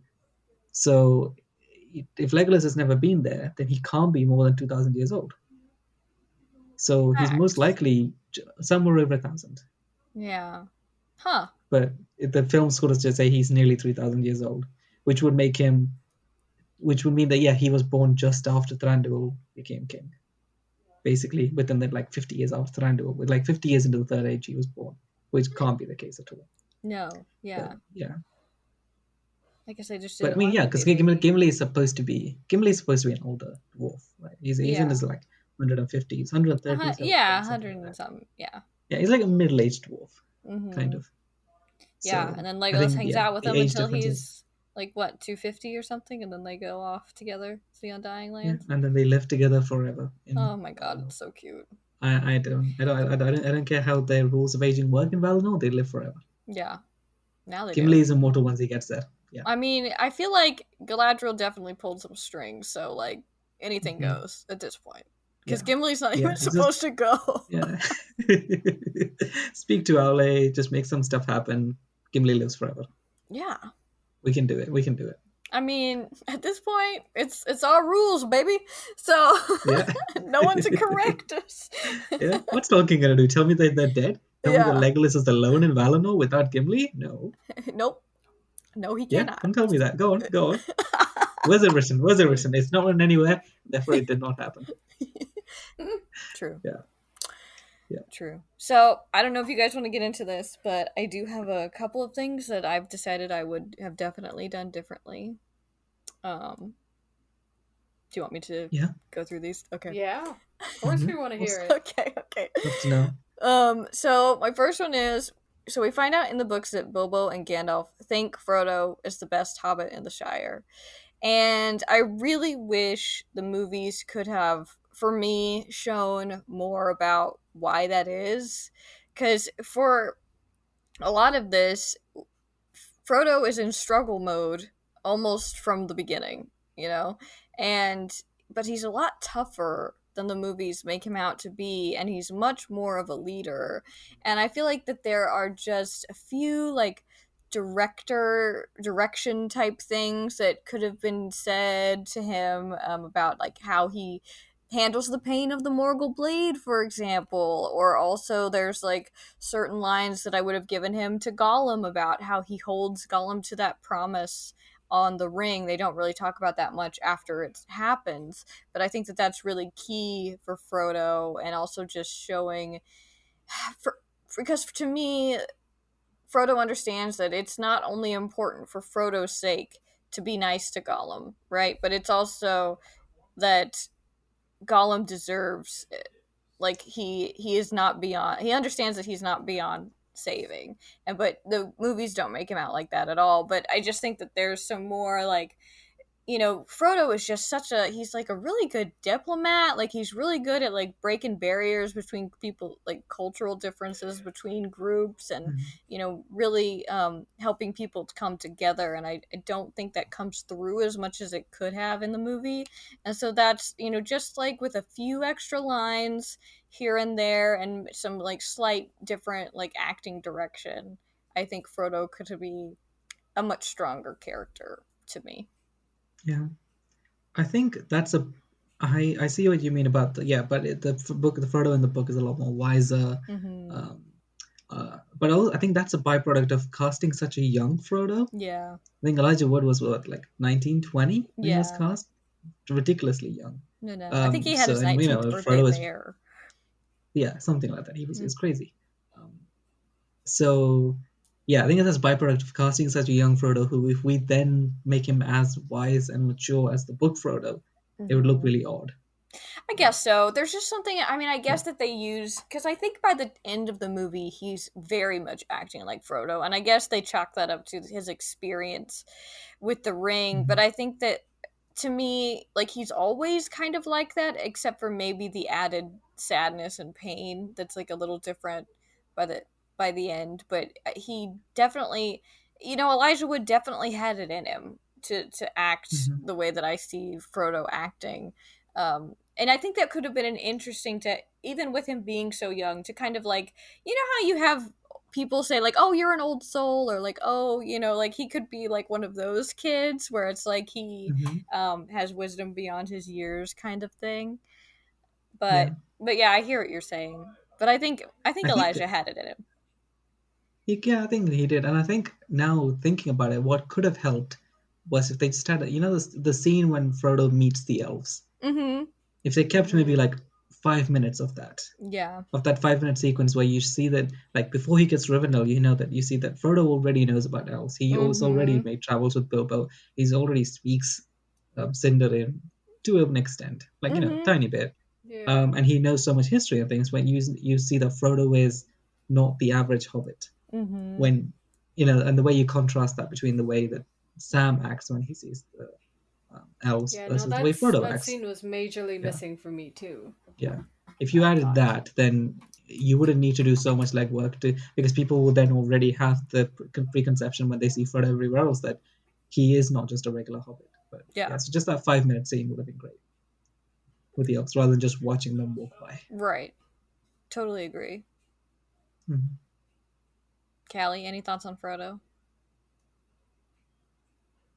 No, pretty much the same. Same. That yeah, like I definitely also agree that I mean Elijah could have acted the way that we would have wanted, but I don't think that's what direction he was given. Yeah, So totally. yeah, yeah, I mean, I definitely think that it's very Petery of him to like when he's got the Morgul blade thing and he's like fading real fast in the movie, and not like I think there could have been a very cute moment there where he's like fighting it and trying to hide it from everyone, but then Sam could be the person that only notices that Frodo is struggling. You know what I mean? But they speed up that scene so fast that like I get it, but I'm also like meh. Um, but the whole like the way he starts turning green a little bit, and he's like, "Ugh." Foaming at the Yeah, mouth. that's very Peter. That's so Yeah. Peter. Mhm. So yeah. I think genuinely what Peter Jackson was kind of worried about is that when people talk about how they read the books, they're like, the Fellowship is so hard to get into. It's so slow. I get bored halfway to like at the start of the book and I give up. And he really wanted to avoid that with the films. So Mm, he's like, we can't spend ages in the Shire. We can't spend ages at Bree and like on the journey and like Frodo yeah. slowly coming to the plate. It's like, you got to get to Rivendell. Mm, We got to get the story going. yeah. So yeah, it's just like speeding things up. Making, yeah. Totally. Totally. Um, the I mean, there is one thing I sort of very much dislike about the films. Even though Return of the King is my favorite, and I think we've all talked about this before, and it's kind of the prevalent thing is I really, really don't like the Ghost Army coming to Minas Tirith, and I think it Yeah. really wouldn't have been that difficult to He change just that. I know Peter just he writes himself Yeah, to a wall into a corner. Like yeah. he makes it too big. It's too big. Hmm. It's yeah, it's a big. Just cut down some orcs and then basically have a maybe like I think the whole ghost, the way he summons the ghost thing is kind of ridiculous. Anyway, I think it's a bit over the top and a bit much. Yeah. Like a whole skeletons come sliding down I and the king know. comes out and he's like, "Oh, I accept anyway." It's a bit Yeah. much. Their design So is that could like have been whatever. definitely simplified. Yeah, that could have been like way simplified and be like the way they do it in the film. It's just like Aragorn summons them and it's so much more creepy in the book Mm, because Aragorn summons them and just yeah, I walks, and totally then Legolas is like agreed. they're following. It's so much creepier in the book, and then just have like a couple scenes Yeah. of like couple 30-second scenes of like Aragorn telling a lord like bring your men. They wouldn't even have to Hmm. show the what's that city called? The coast city starting with a P. Oh. I want to say Pelagir, Pelargir, yeah. Oh yeah. Pelargir, something Girl, like I that. don't Yeah, even they know. wouldn't even need to show that city. It's just like have Aragorn mention it that they're Mm-hmm. gonna bring some They yeah, like because bring your they men. yeah, because they bring humans, not just Yeah. ghosts. Hmm. I mean, they bring Yeah. humans. I The think ghosts only help with the ships. yeah, So the and ghost like the things leave. happening in So South Gondor. Yeah, I mean, I hmm think that's one thing that isn't. I think only the Nazgul really do it in the movies, but that like there are so many characters in the books where it's like their main weapon is fear, not so much hmm fighting people. Like that's the thing with the ghosts. They like scare the shit out of the pirates and they leave. I mean, they yeah, fight some, but basically. like they scare a lot of them away. And Hmm which honestly I think is also a good comment on the way Tolkien thinks about war, because he isn't so big on these, like most of the battles are not massive, which makes sense because Sauron wasn't ready. It's like that's the whole hmm point, is that they force his hand a little bit with Minas Tirith, and by Aragorn using the Palantir at Helm's Deep. But the fact that it is this like massive thing isn't I mean, it's a little much, and hmm it makes Yeah. they have to use the ghosts at that point because there is just so much happening. Yeah, I think if you cut down the number of orcs and then just not even by much, you could just have a big army of humans show up Yep. and just be Mm-hmm. like Aragorn came with thousands of humans who until Yeah, then were defending the south because of the ships, and they're like they got rid of the ships and now the humans can come and fight. I know, and I You know could it's have And had like other then yeah, rangers. yeah, yeah, that would have been and nice. then yeah, just make it simpler. And I think the ghost because I love the charge of the hero so much, and I don't want to say that the ghost army sort of undermines that moment, but it's Mm-hmm. still you're still left with the feeling of if the ghost had come like an hour earlier, Yeah, Yeah, none of I this would have know. happened, you I know. know. Whereas like if the humans had come an hour earlier, it still would have been important for the charge, and like Theoden still would have died. Yeah, So yeah, the ghost ex whatever. machina is a bit weird. Yeah, it's a little much. Hmm. That's also how I feel about the warg scene, but that's in Two Towers, and I'm not gonna go there. Yeah, but It's just the very other Peter. the adaptation change the war, yeah, Aragorn dying for some reason or like Oh my disappearing god! and then coming back, and it's like, what was the point of that? None of us thought Aragorn was dead. It's so that Nobody I thought know that. it's so that Aragorn can push the doors open. You know what? Yeah, worth it. Worth it. Worth it. Oh, worth it. Yeah. A lot of people were awakened that day. Hmm. Yeah. Hmm. Oh my goodness. So, You all right, guys. we're keeping it. I think Hmm. another thing that I would change is I would have shifted it so that Eowyn does not flirt so heavily with Aragorn. Not Hmm. only because it's not like that in the books, it's much more subtle and, more like glances than being like, I'm obsessed with you. Here's some soup. Yeah, oh my god. The soup scene, Oh, the soup moment is so I would weird. throw it away, toss it in the Hmm. trash. But I Yeah. think it takes, because they take so much time to focus on her obsession with Aragorn. I think it takes away from who she really is. Her character is kind of reduced to, until Return of the King, where she has her moment. But we don't get to see like a lot of who she is before that. I mean, we see that she has some skill with a blade, and like she brings her sword with her to Dunharrow, but they're it's all just like mostly pining after Aragorn. But she's a woman of like such ambition and action that I would have loved to see. Like she has that conversation with Aragorn at Dunharrow, but they really just make it about her saying, I want to go with you because I love you, rather than her being that when they kind of argue. I love that part where she's like, oh, you would just have me stay with the, like, because women have to stay with the house, and we'll mind it until you don't have use for it anymore. It's like, it's very like feminist moment, and I would have loved to have her, instead of just always like obsessing over Aragorn, have this moment where they're not agreeing. They have Hmm. different ways of the going about the world, and I think that that would have been great to see, Yeah. instead of all of this I love Aragorn stuff. And I think it would have been a really great depiction of the fact that she's not necessarily pining for Aragorn because he's a good-looking guy or because he's going to be the king of Gondor or whatever. It's because of what he represents, of like the fact that through him she can escape this sort of monotony and this like being stuck at home while everyone else goes to fight. Right? Like Mm-hmm. that's what Aragorn represents, and that's why she loves him in a sense. It's like not Yeah. who he is, but who he represents. And Yeah. so, like, if they showed her arguing with Aragorn on this point and being like, "Take me with you," and being more clear about it, Mm-hmm. it would have made that clearer that yeah, she's not necessarily being like, "Oh, look at this pretty good-looking guy, Yeah. king of Gondor, noble lord." Like Mm-hmm. that's not what she sees in Aragorn.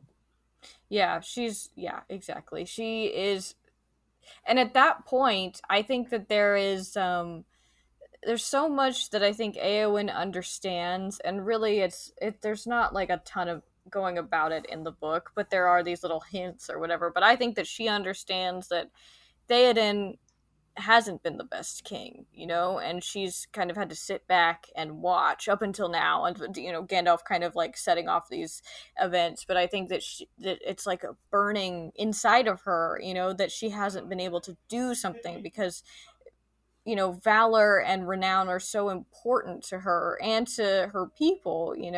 I mean, we get this whole explanation from Faramir about the differences between like Numenorians and other men of Middle Earth and stuff, and I think that she and her arc is really going from kind of this more like person who's willing to go to extremes for her people.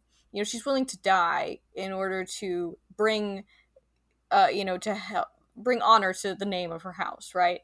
But she is also after that, and she's grieving over Theoden. I mean, we don't even get to see that really in the Mhm. movie. She just like nods at Faramir or whatever. But like her grief, she wanted to run after Aragorn and like the men who go off to Mordor, and she wants to she she's struggling with like, who am I now? And Faramir helps her realize like that the world isn't ending, that there is, we can have things that are beautiful and we can heal the world, and then she has this, change of heart, or not really a change of heart, but the way Tolkien puts it, she finally understands, what she wants to be. And I think it's a really beautiful arc. And then it's just she's obsessed with Aragorn. That's her story in the movies, and it it's a little sad because she's so much more. Mhm. I think, I mean, she gets to do a lot in Return of the King, although the tail end of that arc does get cut short because yeah, like you said, all of our conversations with Faramir, once they've all left, is Mm-hmm. quite significant to wrapping up her story, and we don't really get that.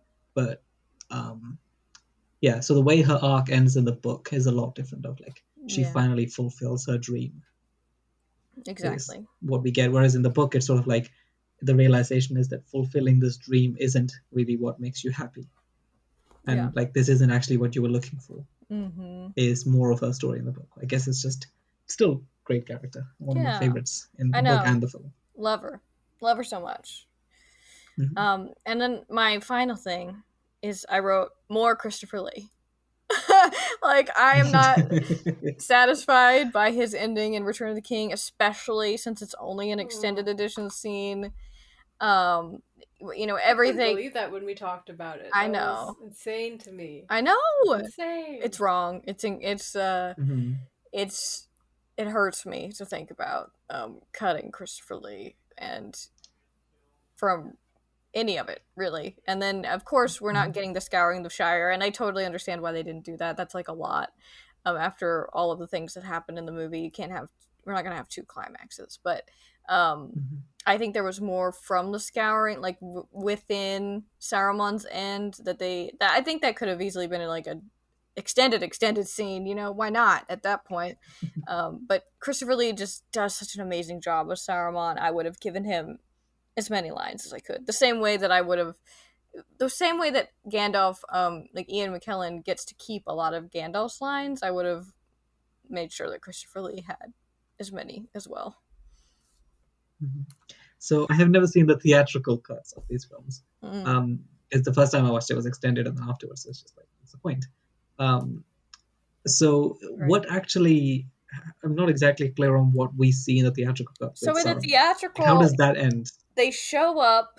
So at like the beginning, it start like obviously we have the opening with Smeagol turning into Gollum, which I would also I could take it or leave it. And then it cuts to we've got the our lovely friends um showing up, like Aragorn, Theoden, and crew walking through that forest into Isengard, and they head straight to, we've got welcome, my lords, to Isengard, and then we cut to instead of checking in on Saruman, it's the filth of Saruman is washing away from Treebeard, and that it's just we just assume that he's stuck in Orthanc. Basically, is the implication for the Right. audience, Hmm. not that he's That's it. dead. There's a And so it's the cut to Pippin finding the Palantir is really just him noticing something shiny in the water. There's no like dropping of it. We don't see that happen. Oh, I see. Okay, right. So there's no conversation with Saruman Right. at all. Yep. So they sort of just show up. Treebeard says the filth is washing away, and then Pippin finds a Palantir. Yeah. Oh, that's significant. It's That's a horrifying, really isn't it, Anex? strange decision. Yeah, why wouldn't you show that? Because it's a pivotal scene. Like there's so much Theoden You didn't backstory and ask me. Theoden character arc that's important in that moment. I know it's Um, like you're kind of like settling the matter of your big yeah, bad from yeah. Two Towers. Yeah, the fact and like yeah, no, and the Theoden moment is sort of I know that it's not the key moment of that scene, but when he says to Theoden like you're a lesser son of a lesser The greater house or sires. something Yeah. like yeah, great you have greater sires, and that sort of in a sense motivates Theoden to achieve so much greatness by the end of that film. Hmm. It's a key scene. It's a really strange decision that they got it. I know. I'm Like I said, they Yeah. upset did about it. something, but No, they didn't. Hmm. You know what? We could have cut all these freaking ghosts. We could have cut all Hmm. the skulls falling. Like, I don't know. yeah. So that was something a common theme throughout our discussions was that I found that they favored the big battles over the small but very pivotal moments that we find in the books. Yeah, And I get that. I get that. Like some of my favorite book moments would not have made good movie scenes, sure. and that's fine. But everything But about I agree Saruman with is a that. good movie Yeah. scene. Hmm. Yeah. Fight Yeah. me. Yeah. I And watching a lot of interviews for Rings of Power, I get the feeling that a similar thing is sort of happening in the Rings of Power, where because it's a streaming service, I don't know if this could happen, but this totally could be an extended Rings of Power because. mm, So I was watching an interview with Emma Horvath, who plays Earian, mhm.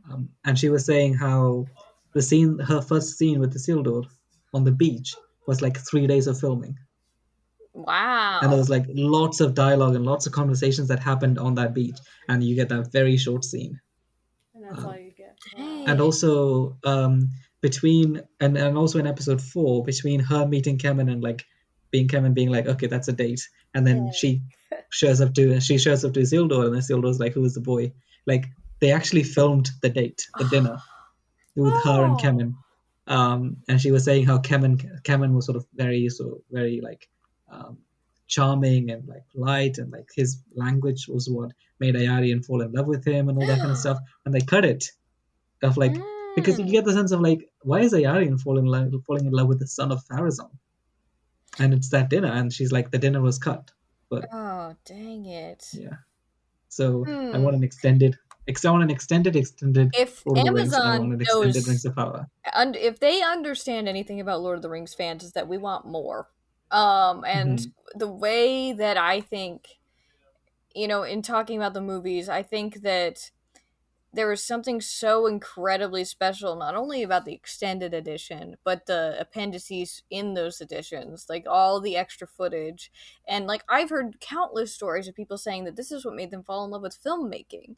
Like this is like seeing all of the behind the scenes and getting to see the cast. And granted, I think that this has also made some people think that they know the cast better than they do, and like leading to weird fan moments, but I won't get into that. But like but seriously, the way that we have been able to get to see the way that those films were made, I think has also made them so special to people, and it's really like for me like carved out a special place in my heart, getting to see like not only the cast and their chemistry together off screen, but also the crew, and getting to appreciate all of the amazing work that they put into it, because Hmm. you see it in the movie, but then getting to really kind of walk with them as they go on that journey, together, as to make all of these amazing props and effects. It's just like it's amazing.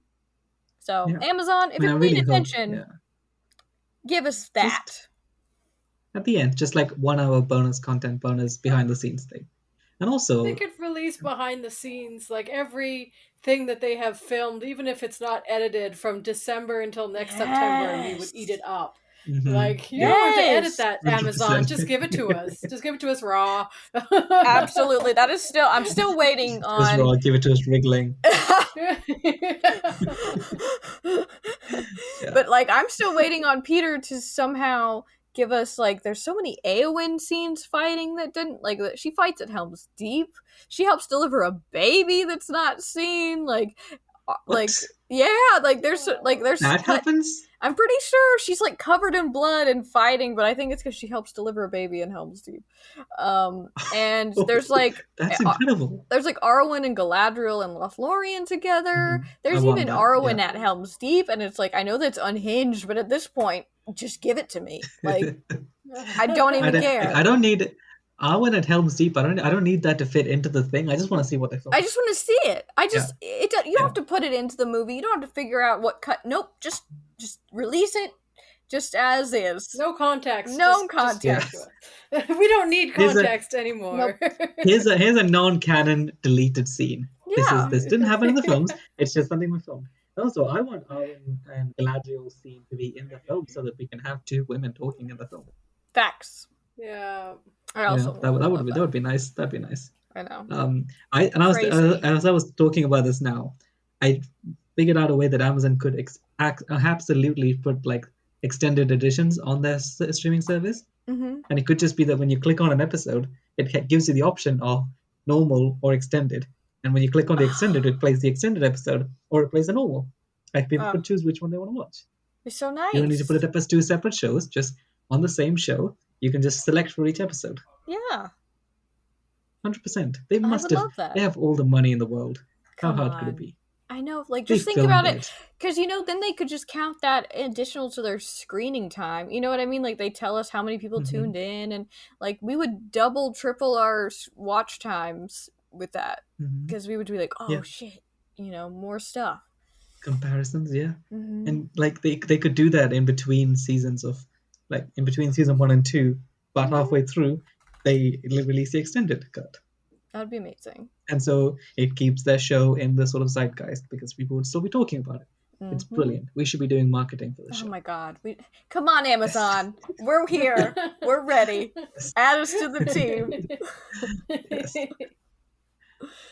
Yes. So my last things here, I know we've been talking forever, but I do have some of my favorite things about the books.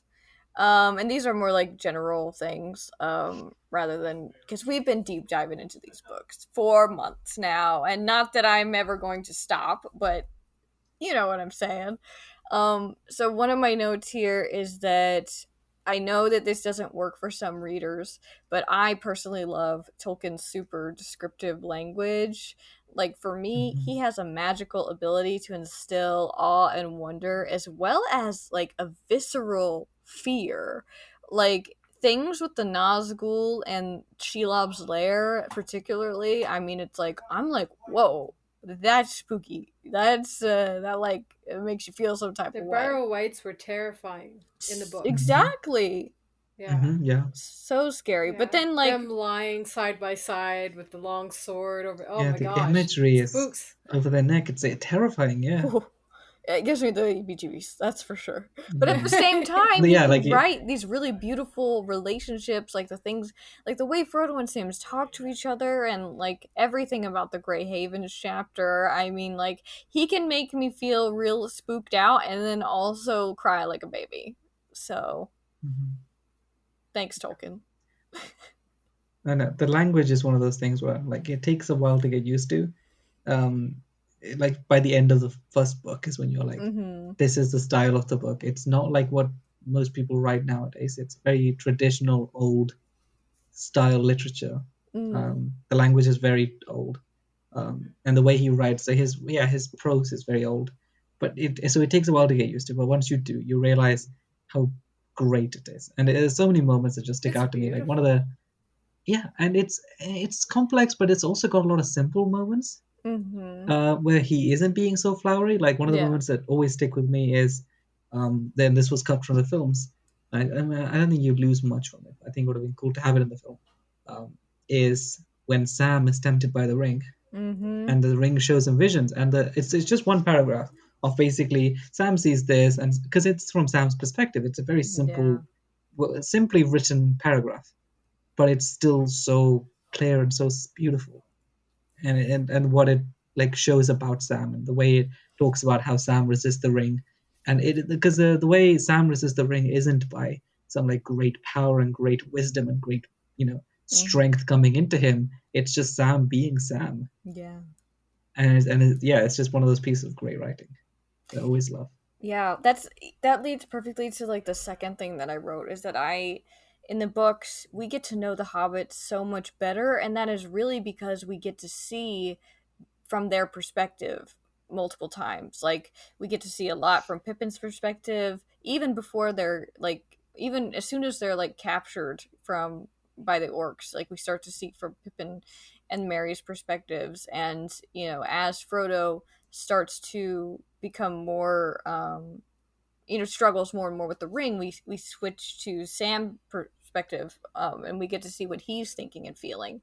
And through this, I mean, not only do we see like their love and dedication to each other, because he's constantly referencing how they're all thinking about each other, even when they're like hundreds of miles apart. But we also get to see like those moments where, what is Sam motivated by? Like, what keeps Pippin going when he's separated from Mary?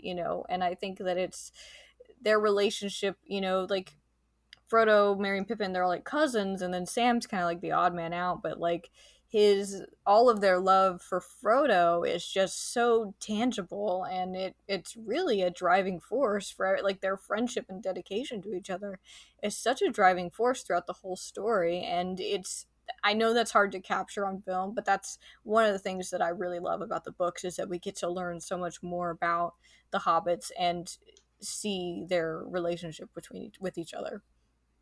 Mm-hmm. And we also spend so much more time in the Shire, I think, which helps. Because, and like there's a whole chapter of Frodo, Sam, Merry, Pippin, and Fatty Bolger just in the village, in their home, and like they have a shower and they sing songs and they have dinner and they plan, and there's a whole, and we see other hobbits other than the four. We see Farmer Maggot and like spending time with him. So yeah, we see more of the hobbit life and what hobbits are like. Yeah. So it's like it's interesting to think about, like, if you've never read the books before, but if you do love the hobbits, I think that that's one thing that can really like help you get through some of the language if it's not really your bag, but like getting to see more about them and what they're thinking and feeling, I think is a huge plus in the book. Yeah. Yeah, and the other thing, the other reason I love the books is because, and people always ask like, oh, I want to know more about like the story of the Rings of Power. Like, what book do I read? So I'm just like, read Lord of the Rings. Yeah. Because there's so many moments where they just drop history and they drop lore and they just like explain backstory. Yeah, that is one thing that I do in the book. Tolkien has a lot of fun with. Like, so he doesn't. Yeah. I always feel like he never gives you like a ton of backstory, but he drops things in there that really gives you a sense of how old this world is. And even with things like Shelob, for example, he'll be like, and by the way, she old AF and she's like been there for a long ass time and she's very hungry bitch. Like he like drops in these things where it's like, I think, from his perspective, he would probably, if he wanted to know more about something, he would include that there, and then he packs even more into the appendices, which is a lot of fun. Also vice versa. Like Tolkien sometimes just doesn't describe things. Like if he doesn't want you to know Shelob after Sam stabs it. He's like, what happens to Shelob after Sam stabs it? I don't know. It doesn't concern the story, so let's move on. Yeah, that's what he said. Yeah. Which it's just kind of cool. I mean, I'm like, what happened to Shelob? Really, like after Sauron is dead, but like doesn't concern the story. So we'll talk about it later. Yeah, he's like, don't worry about it. Yeah, I mean, she got stabbed. She ran away. She's been there for a while. She'll be fine. Yeah, Let's just get on with Sam saving Frodo.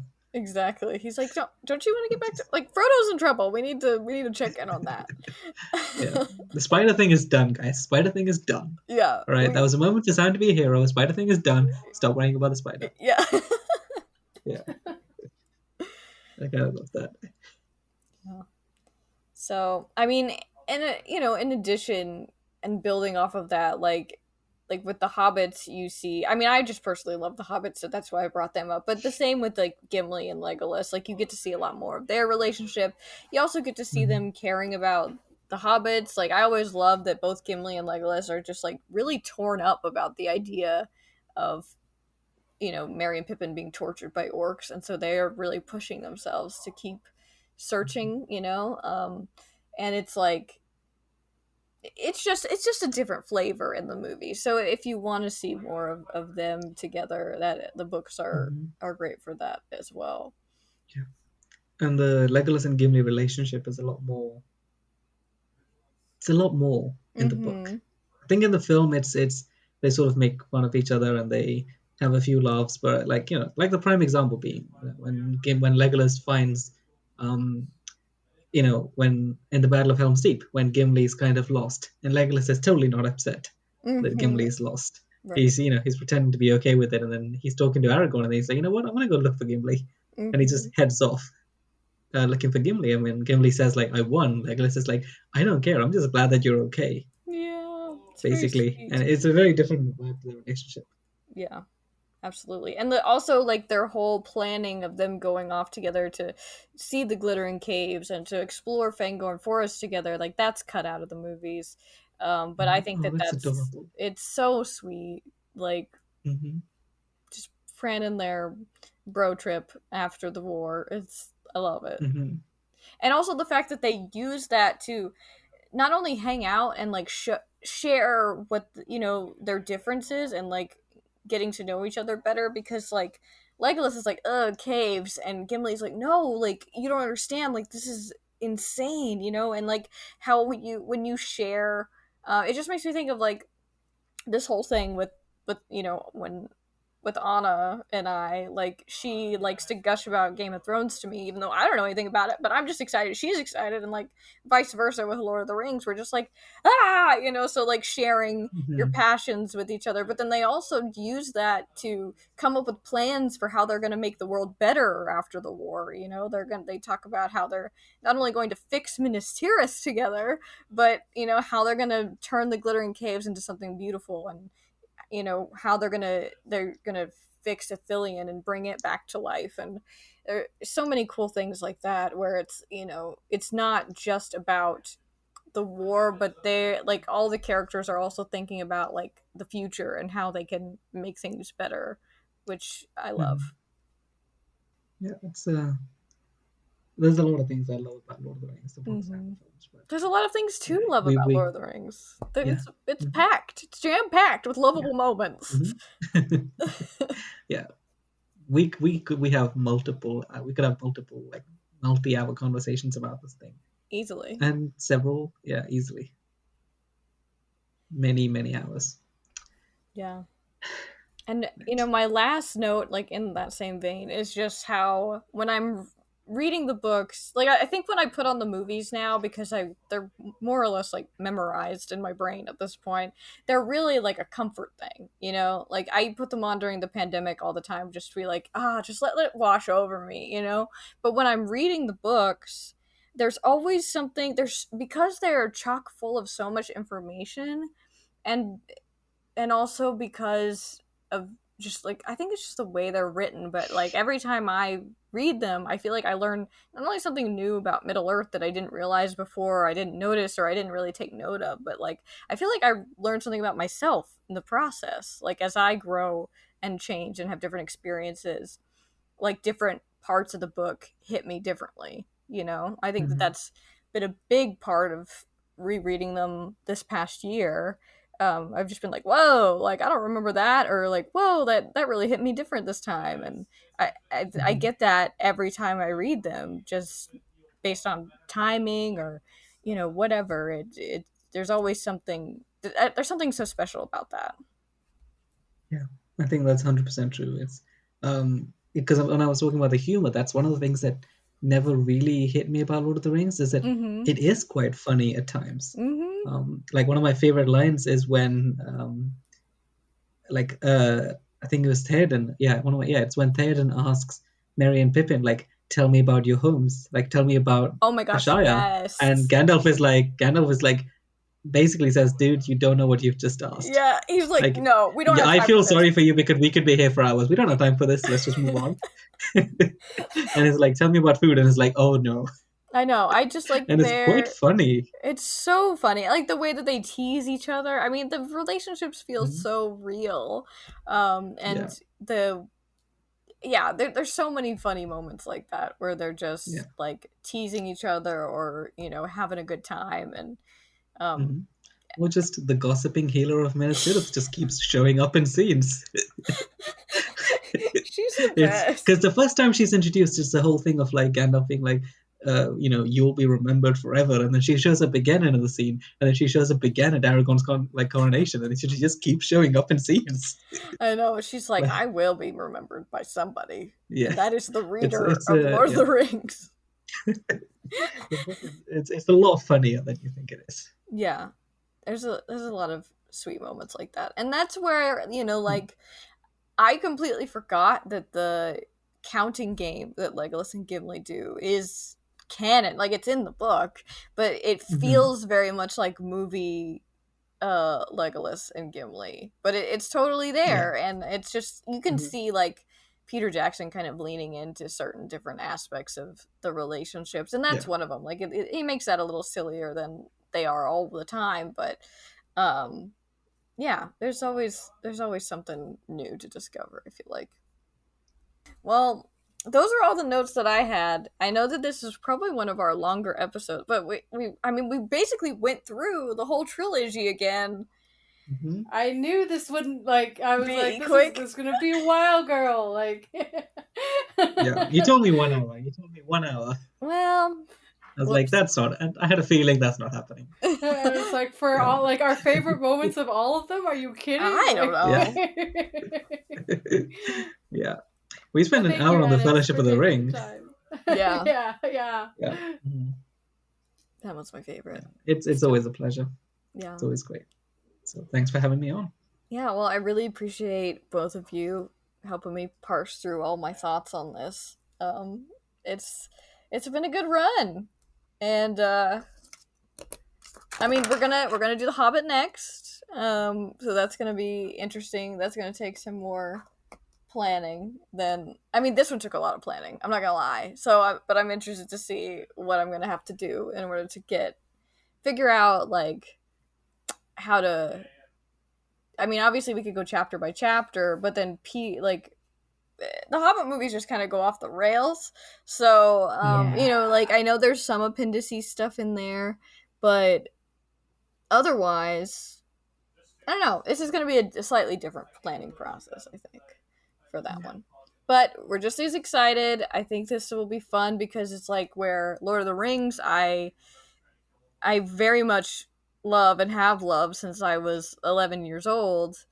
With The Hobbit, I mean, I love the book, obviously. It's like one of my comfort reads, but like with the movies, I had such a different experience with them when they were first coming out. Like, I saw the first movie like 3 times in theaters, and every time I was like, wait, I'm not sure if I liked that as much as I thought I did.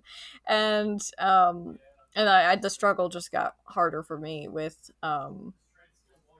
the as the movies kept coming out. So, but I'm hoping to look at it with a fresh pair of eyes. We're gonna have friends on that love it more than I do, and so who knows what'll happen. But seriously, love and appreciate you both so much for being here today, and I know that this is like technically our last one talking about these books in depth in the way that we have been. So I'm kind of sad to see it go, but at the same time, onward and upwards, like we have a lot of fun stuff coming up. So thanks again. Thank you for all our listeners for this wild ride of a season. And we'll be back soon.